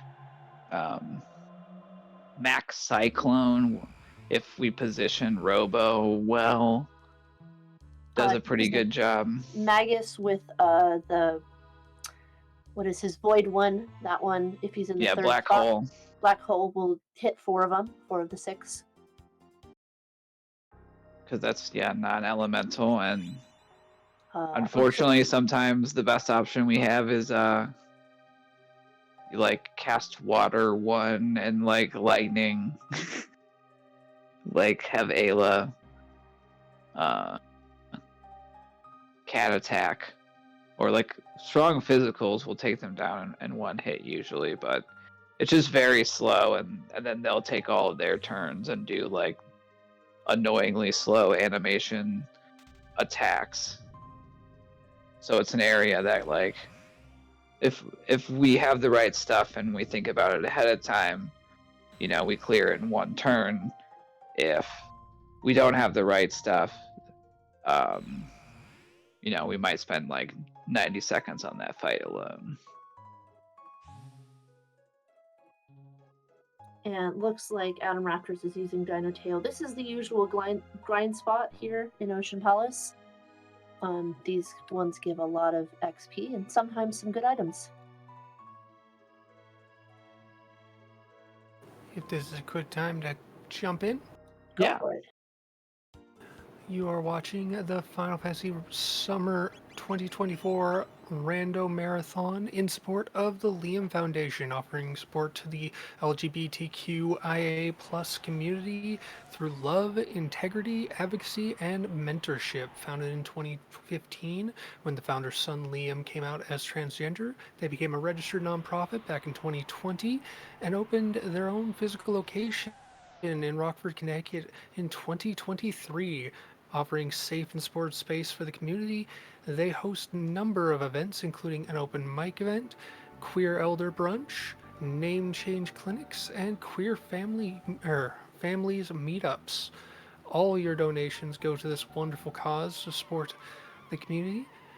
As far as donations goes, we do actually have 2 donations from the crew, with Sunflash Room, our restreamer, dropping $25, putting it towards the Symphony of the Night run, going for the all bosses and relics, as well as some money towards the Twilight Princess name being set as FFR LIAM, FFR Liam.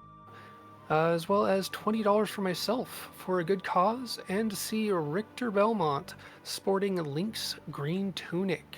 Got a bid war to see what color Richter's sprite will be.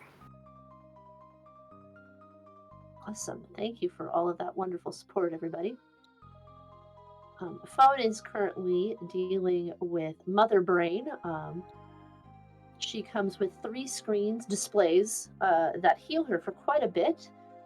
So the typical strategy is to take out 2 of them so they don't heal her, and then beat her up as much as you can, and hope that she doesn't chaos your character, and that character does not attack the screen.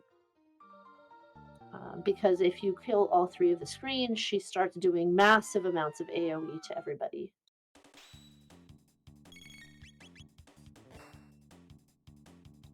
Adam Raptors is still doing his grinding at the grind spot there. It will take a little bit of time. This is kind of a place where Phone and Lord Batsy can catch up. And then Adam Raptor has a number of boss fights to get to Lavos to get through after this.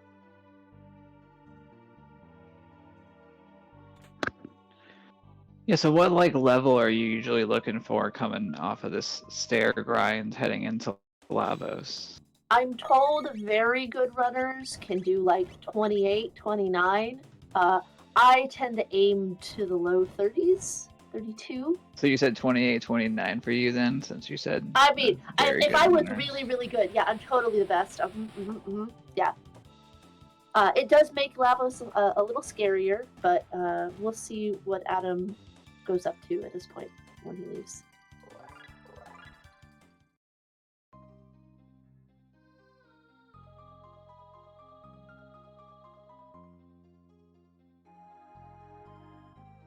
There we go. Phone has just beat Mother Brain.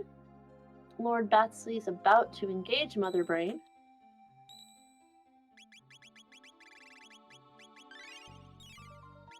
And I always find it amusing the other sprites you have to grab in order to push when they're not normally the Lavos shell at that point. Yeah, what do you think is like the strangest boss sprite to like push over and have to climb up? I feel like I've done like a Dalton. It's tiny, so like getting in a line was actually kind of annoying. I feel like the dino head of Rust Tyranno Yeah, that's pretty good too. Yeah. Because like yeah. they're still moving and like, you know, it's like I don't know. That feels the riskiest of them all. It's like, hey, dude, what's up? We're having a conversation here. Okay. Oh, you have defeated my body. Beautiful techniques there. Little boogie. On that little bit of boogie to boogie down those, all of those screens, keep them sleeped, and make fast work, hopefully, of Mother Brain.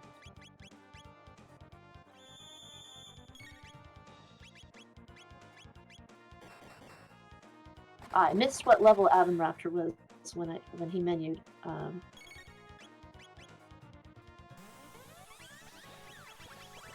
So he's continuing on from his grind spot now, and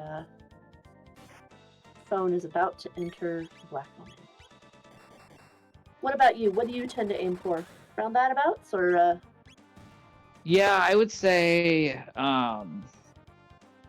like over time I've learned the answer to any question regarding randomizers is like it depends would be the correct answer, but because it kind of does, like I would say like as a baseline, like, you know, I think 30 is a nice number to shoot for, and then plus or minus, you know, am I going higher or lower would really be like what sort of gear am I working with? How's my tech powers? Like, did I have good tabs? Because like I think all of those things can make up for not having like levels, but you know, whereas if it was like, ooh, I really don't have that great of power, I would want to level more so that at least I have like the hit points to be able to like take some of the big hits. But if we were, you know, it's like, oh, I've got some gold earrings. Well, I don't need levels because like we can just artificially create more hit points. So it's kind of like it'll depend on the specifics of the run, but I think as a guideline that like 30, 31, and when I was newer and still really learning the game, you know, I would go to like 33 or 34 because I figured, well, if I spend an extra, you know, 90 seconds grinding to make sure I get through Lavos, that seems like the most optimal choice. Yeah, till you feel safer with it. Lavos being a bit, if Lavos is a butthead and you have to redo both fights, the phase 2 and phase 3 can be rather long. Phone's dipping in here to pick up a few tech points, I think, for Robo, for their, I think they're looking for their shock in order to help them clear Black Omen.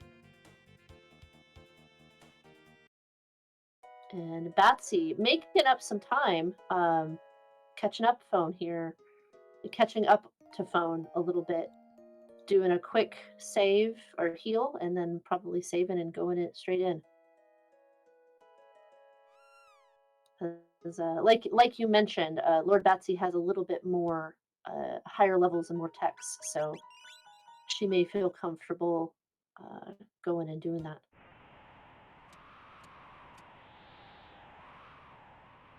Yeah, so I think at this point, we could probably, I would feel comfortable saying Adam Raptors has a lead. They're rapidly approaching their final series of fights. It's not like they don't have it clinched up for this leg yet, just because Lavos it can be very random. Lavos can Lavos. in the Lamos can last. decide to take out your healer, and then you have to recover a bit. And Adam Raptors is a very good runner, so they would absolutely be able to recover from some of the things Lavos could do. But sometimes he gets tricky. And then, I know that I feel like for Lord Batsy, like Black Omen is like their favorite go mode, and I've seen them really just absolutely tear through it. I think they always demonstrate a pretty good sense of like, I have all the power I need, like I'm gonna run from every fight possible in here, versus like, nope, I still need those levels, please. Their team that they're rocking is still very much like a single target hit sort of party. They don't have a strong screen clear necessarily, but I think they'll see shock soon from Robo, which is Mhm. helpful for a number of the fights here, not but these not all of goons. them. Not these goons. These goons are healed from lightning, if I recall. I prefer to bring Luca through Black Omen and just flare my way to victory through every fight, because that will kill pretty much every fight.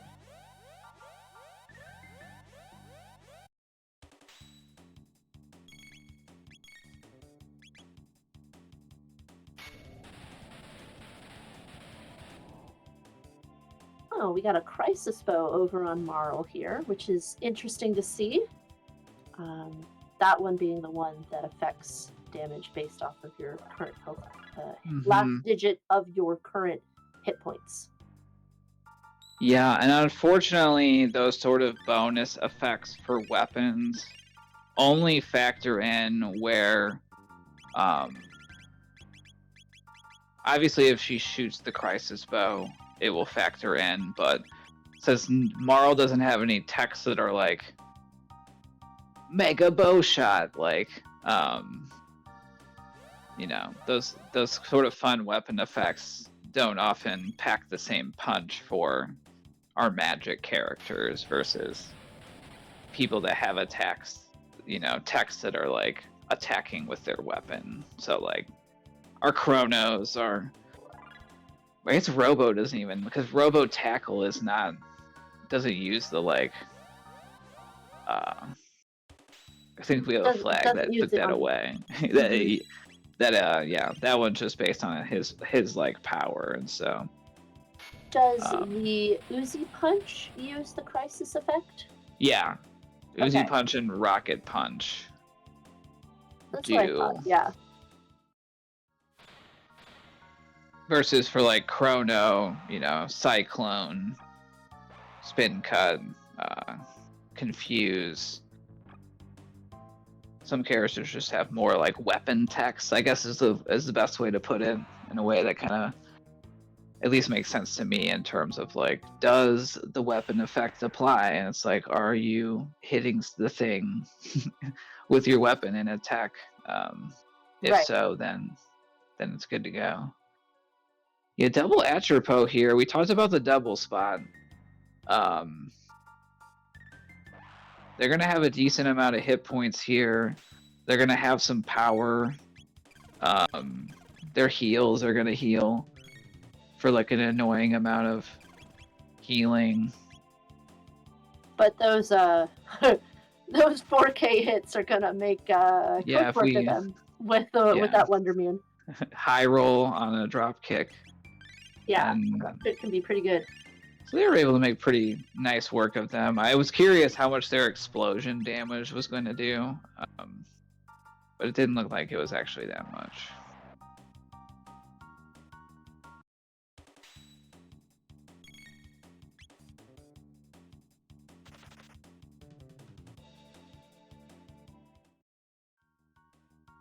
I'm being amused by your comment and by the comments in chat about whether stuff affects stuff or not. And there's a bit of knowledge one can gain about this randomizer, but it also is just one that's really fun to run.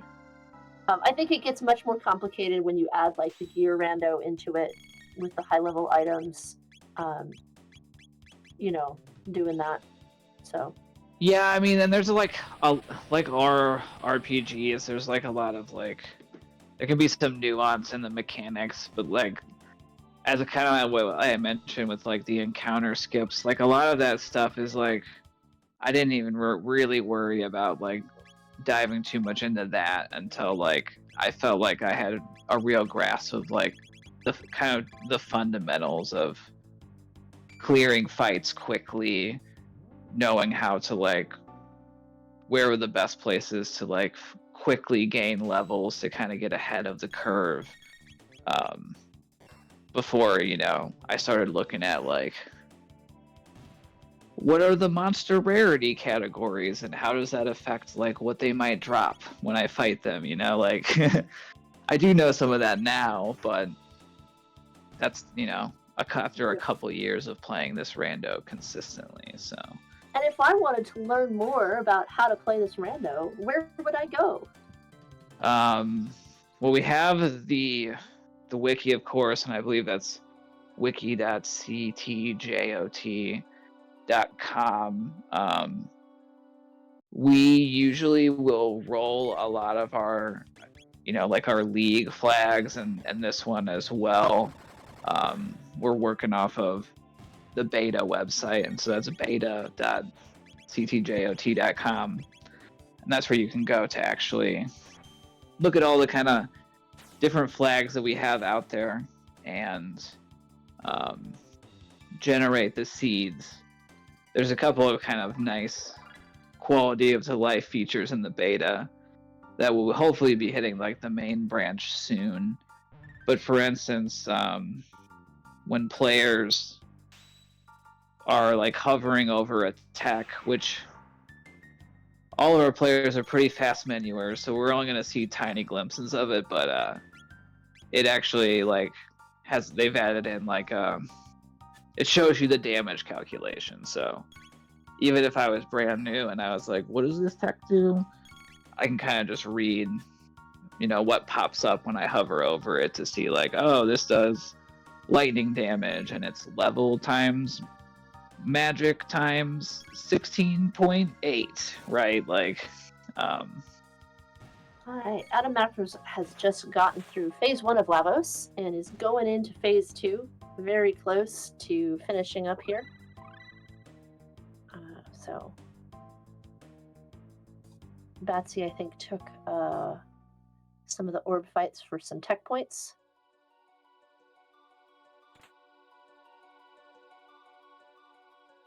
And soon laser beams on Adam Raptor's side.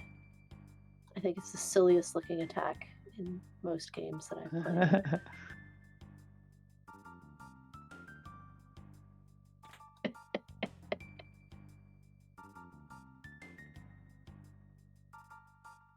Talking about the chest lasers, yeah, for sure.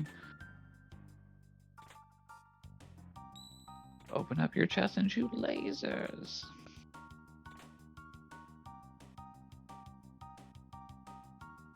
We're gonna go see our other shop here, the other new shop,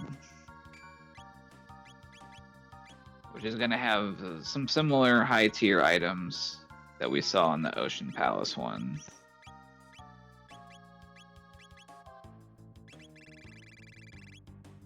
Yep, all 3 of the Go modes get access to a shop that gives you the guaranteed purchase of an amulet if you want to buy it.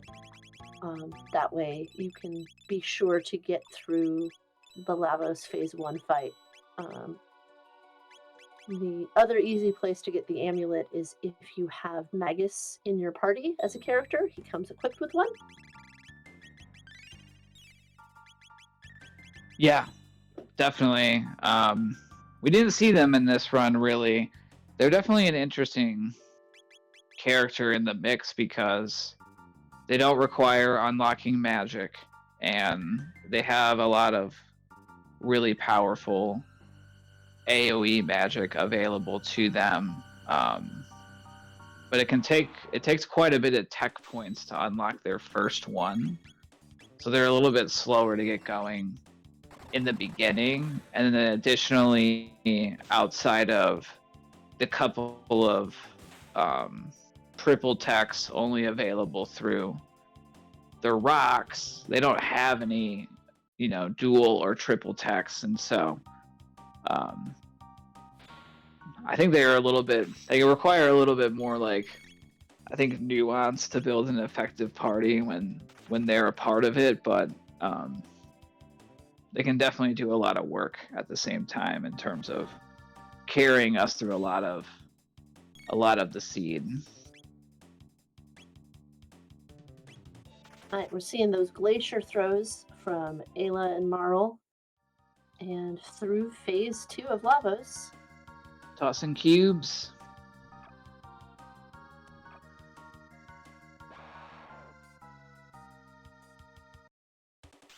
So we talked about it a couple of times, Roshana, about how phase 3 can be mean. What are we trying to do here with Lavos 3, and what are we on the lookout for to make it through to the end? So for me personally, I tend to be a center Lavos bit killer. You want to kill there's two main strategies. You can either kill the center bit or the left bit, and then go after the core. If you kill the center bit, you're reducing a lot of the damage that it can do to you, because the center bit is where most of the attacking comes from. But if you have strong physical damage, you can do left bit strategies, because the left bit dies quickly. So the goal is to clear one. It looks like Adam Raptors is doing left bit strategies. Woohoo! Oh wow, 8K so much hit there. So great. And Crying Heavens is one of the attacks that can be a bit damaging for your party. There's also Adam, the center bit just physically hits your party. We call them slapping everybody. And then the center bit is the one that takes you to different time periods and casts spells based on those time periods. So now that the bit is down, the core is exposed, and he'll go to work on that right core piece. Mm-hmm. But that was a nice, lovely 8K hit to make that a very, very fast to get that core exposed.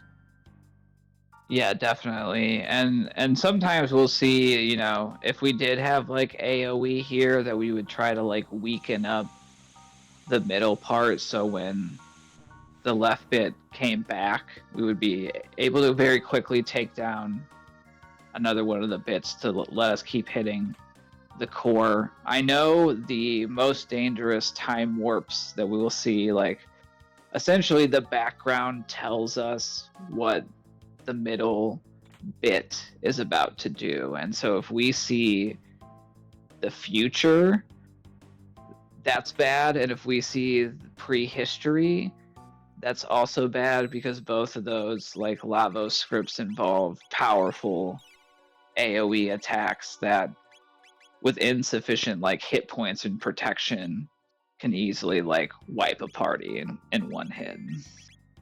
So we've seen the Millennial Fair background and the Magus background. Millennial Fair casts a bunch of random status effects on you, and the Magus background does 50% health damage to everyone. So yeah, those two are annoying, but they're not the scary ones. If you don't have amulets up or other methods of protecting yourself from status effects, the Millennial Fair can be a bit dangerous. And here we are with the future one, which is that strong magic attack thing. But that's it for Adam Raptors. He's done there. 156.35-ish, I believe, is when the official was the timer I saw. Oh, I guess I'm in the race time room, so I should be able to get it. Perfect. 155.02. 155.02. Great. All over my spreadsheet. Adam was running for team C. Oh, helping close that gap between Team B and Team That's Team definitely B and Team C. closing the gap up. I should have reached out to the teams. I'll just remember this for the next one and be like, what do y'all want to call yourselves? Instead of just being Team A. But yeah, I think that, again, given like how many places we really saw most of the dungeons, we didn't see Genodome, right? And then A quick interrupt here. Lord Batsy is using the triple tech with the 3 characters she has. I forget its name. Which Spin Strike? Spin Strike? I think that's, yeah. It did about 8.5k. Yeah. So is Phone. There it is again. They're very close. So 6k from Phone there. But I guess the Mass Immune could be in his favor or not.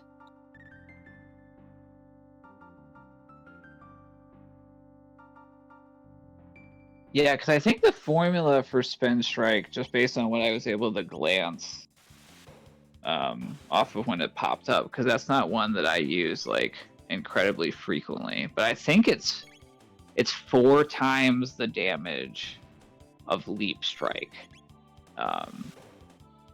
or Leap Slash. That's pretty good. That's pretty good. And so if Leap's like, because we're using that Wonder Immune, it's one of those where like, if the Leap Slash would have done with a high roll, maybe like 1,500 damage, a Spin Strike is going to do 6,000 damage to the enemy. And so, yeah, love to see some of the maybe the more obscure text that we don't use so much sometimes become really valuable based on the gear that we have, or some of the other flags can also maybe change up some of what we might normally use. I'm thinking of the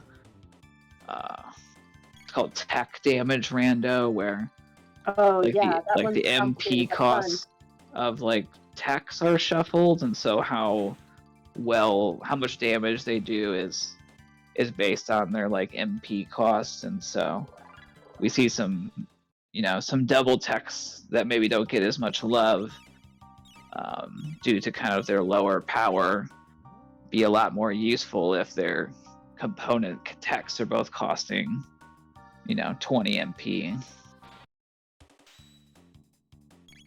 Yep, that's always a fun one. There's also a element randomizer in the works where basically instead of Chrono being, say, lightning like he is, all of his techs become maybe water or shadow. And so this also affects the dual techs, right? So if you combine two of them, there's some interesting matrices of how the dual techs with the elements changes. So that one's a new one that's come out recently as well too. I think actually Phone is the one who created that one, if I recall correctly. Yeah, I know they are they've been like advocating for some of these things. I definitely remember with like the element one that they like for a while they've been like element rando win, like yeah, they're very excited about it.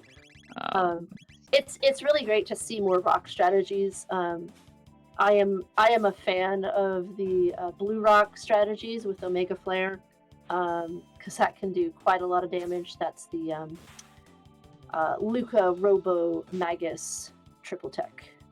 Yeah, I think anyone that's played the vanilla casually, or even in a lot of the speedrun categories, I think we see a whole lot of Omega Flare. We've certainly seen in past events skillful use of it be the difference maker, in a race. Yeah. Tech choice and party composition can makes a big difference on your speed in clearing bosses. Also, I'd just like to point out how close Lord Batsy and Phone are right now. They're just behind each other in these fights. Basically one fight away. So either person could take it depending on how how their numbers roll or how Lavos treats them.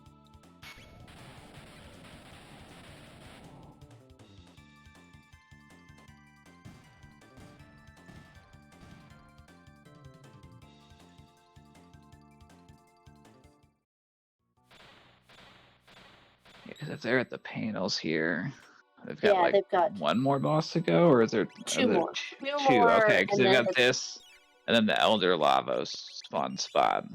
correct. And then yeah, the three okay. fights of their of the Zeal 1 Mammoth Machine, Zeal 2.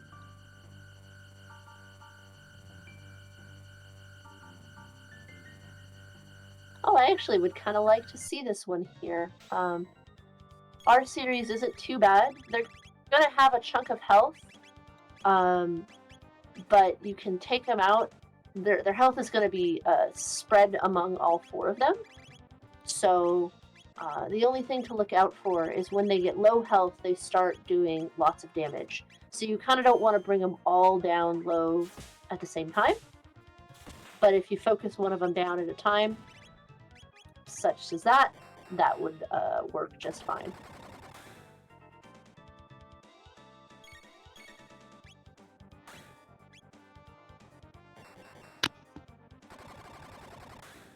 Phone opting for the kill them all at once strategy, shocking them to death.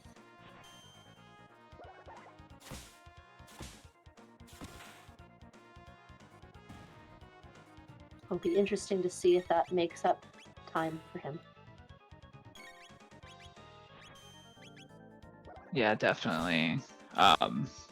Unfortunately, I think I'm gonna have to leave you, Marshana, to close out this leg of All the right. relay. I gotta get my stream up for I'm about to be running just in time myself here in like 20-30 minutes.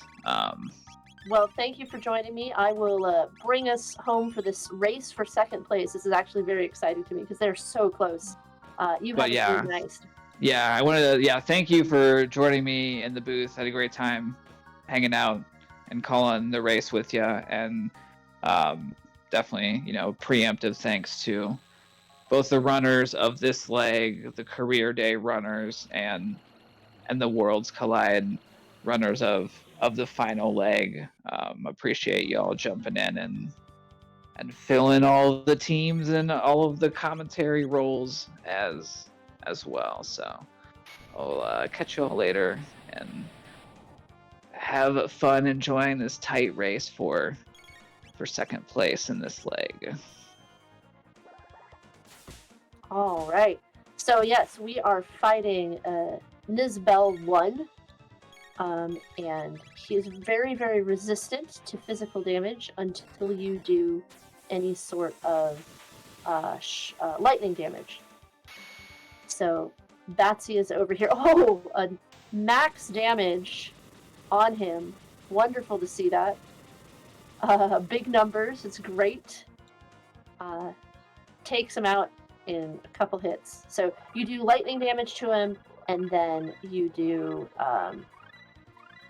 physical damage to him. You've got about 3 hits or 3 rounds.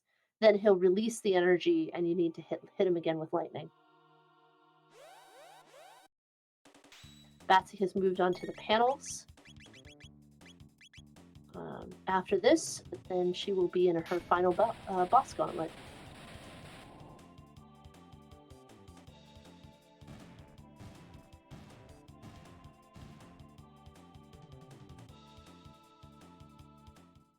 Yeah, we love to see those big numbers, and this is great to see it in a marathon setting.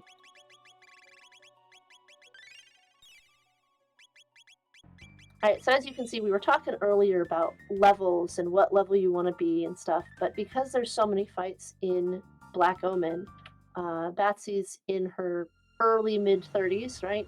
Level-wise, I think it's like 34, 35.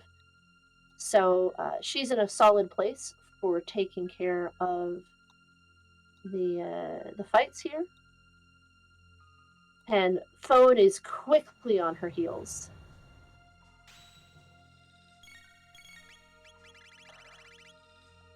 Oh, I believe we are joined by Adam Raptors here. Hello and good evening. Or morning, as the case may be. Hello, how are you? I'm doing good. How was that run for you? So at one point, I thought I was going to lose by 30 minutes. And then it turned out I was on the right path. And I did a lot of good things in weird orders. And turns out that what I did was really good. Specifically, the part where I thought I might be on the right path was when I finally did the factory and finally went to Mount Woe. And that's where the gate key was, so we kind of funneled into that. I actually don't know if either of these other runners have magic. They took the time to go.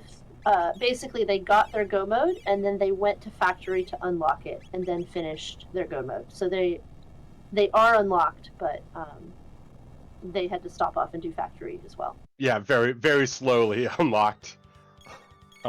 Whereas I kind of unlocked it because I didn't really have a check that I wanted to do.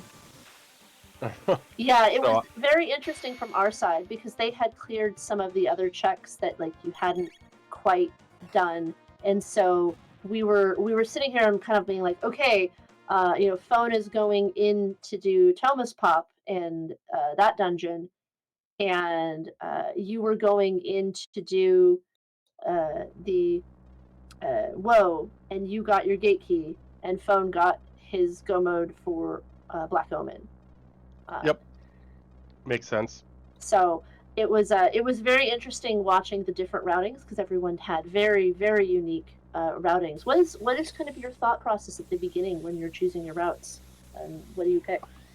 So almost every seed I kind of do a couple of things. So I go get the third character in the cathedral. Sometimes I do the back of cathedral if I don't like my starting 3 characters. I did like my starting 3 characters. I didn't like their techs. But I was like, okay, I can manage for a while, and I'll find a character other way. And I knew then I go do the Hecarim Cave and get the other thing. So that's like 3 key items between the Snail Stop, the Carpenter, and the Hecarim Cave. That's 3, and then I kind of decide where I want to go. In this particular seed, it was super tough because no characters had like magic at all. Yeah. I even after doing a bunch of checks, I'm like, oh wow, okay, I went to the future. I wasn't sure if I could beat the boss in to go to the future. I was managed like it was a mutant, and I'm like, oh no, but it was Mega Mutant, which you can actually physical damage. So All right, that was lucky. Lord Batsy here as well. I think our stream is catching up. Welcome, Lord Batsy. Hello, congratulations. Hey, GG's. Thank you. Oh man, I'm Double 99s. I'm so tired, but like once I remembered I had Spin Strike, I was unstoppable. It's late. It has been beautiful watching these numbers go out. Yeah. And you and Phone are basically back to back. I think the streams are a bit delayed right now. I saw right when I clicked into the race room, Phone finished, so I was like, whoa. Yeah. So congratulations on your second place, and Phone may be able to join us. How did that feel for you, Batsy? Oh, that was a tough one. I mean, like, I'm glad it ended so well because that was a tough one. Also, Phone probably will not be coming on, so we don't need to wait for him. He won't be on mic tonight. But, yeah, I think that I was trying to, like, be good and, like, take all my shortcuts, and then I had to, like, go check back of Kath anyway. And then I unlocked magic anyway, which was the right call because then there was Leap Slash, so catching up. I don't regret it. Hello, congratulations. Hey, GG's. Yeah, it was a very chaotic seed. Oh man. Oh yeah, for sure. Oh, okay. Is the race I don't have access to the race room. Is the numbers really like 11 seconds apart between you and It is in Fono? fact 11 seconds Mhm. apart. Wow, what a close Super race close, between yeah. you two. Yeah. Back to back. I think awesome job. Oh, that was a nutty one, but that was fun. So yeah, Batsy, what were you thinking as you were kind of making decisions on where you should go? On your second place. I was thinking that, like, you know, the odds were getting even greater that something was going to give me go mode, and then, like, well, eventually they got great enough, but I sure found that jerky and stuff first. Yeah, I feel so bad about this because I'm like, well, you know, most of these could be go modes or it could be jerky, and then the jerky got pulled, and I was like, oh, I'm so sorry. I know, I couldn't even get the ribbon. The ribbon, I wouldn't have complained about the ribbon, at least. But yeah, you know, once I hit go mode, it was okay, because, like, at first I was kind of scared of Omen go mode with this seed. It was just, like, denying me everything that you can usually throw at it, but it worked out, so... Oh yeah. Yeah, for so sure. Atom Raptors basically dove in, did whoa for It is in the fact 11 gate seconds key. apart. Was what that Yeah, was. I was suspecting Super that close, might be yeah. where that was. Yeah. So I Awesome thought job. for most of the sea, like, you know, we all had the same challenges with like Mhm. no magic So, abilities, no AoE, Yeah.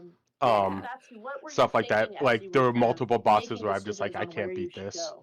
go? But I didn't face any of them.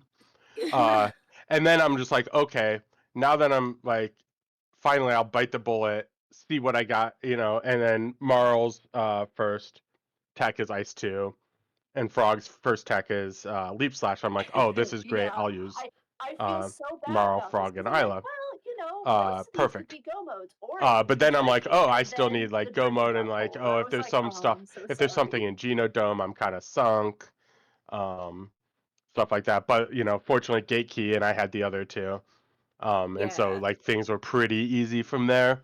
Like at some point, you know, over an hour into the seed, I'm like, oh, okay, I can actually do something. It just took so long to get there. Yeah.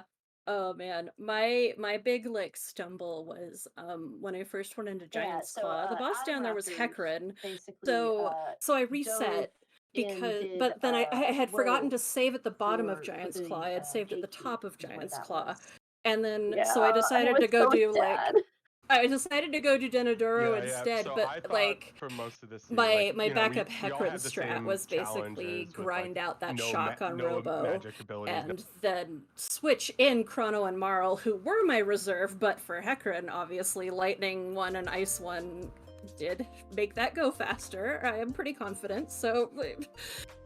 It was interesting watching that. I was just like, oh, rough. So, well, thank you both so much for a wonderful race and for representing your team in this relay race.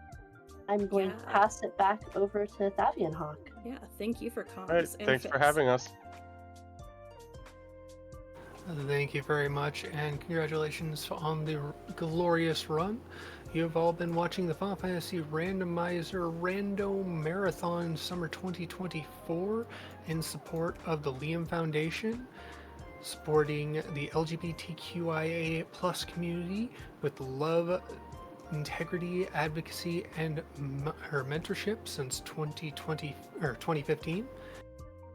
This was race 2 in our 3-race marathon series. Following this race, we are going to have the final. It is a Final Fantasy VI run. A lot to see and a lot to do. Anyone who wants to donate, feel free to follow the links in chat. You will not just be submitting money to a good charity, you will be putting yourself in position to win the prize on screen there, which is a quill and calligraphy kit. $20 cumulative donations for that. You have until the end of the race for Final Fantasy VI to get in for that.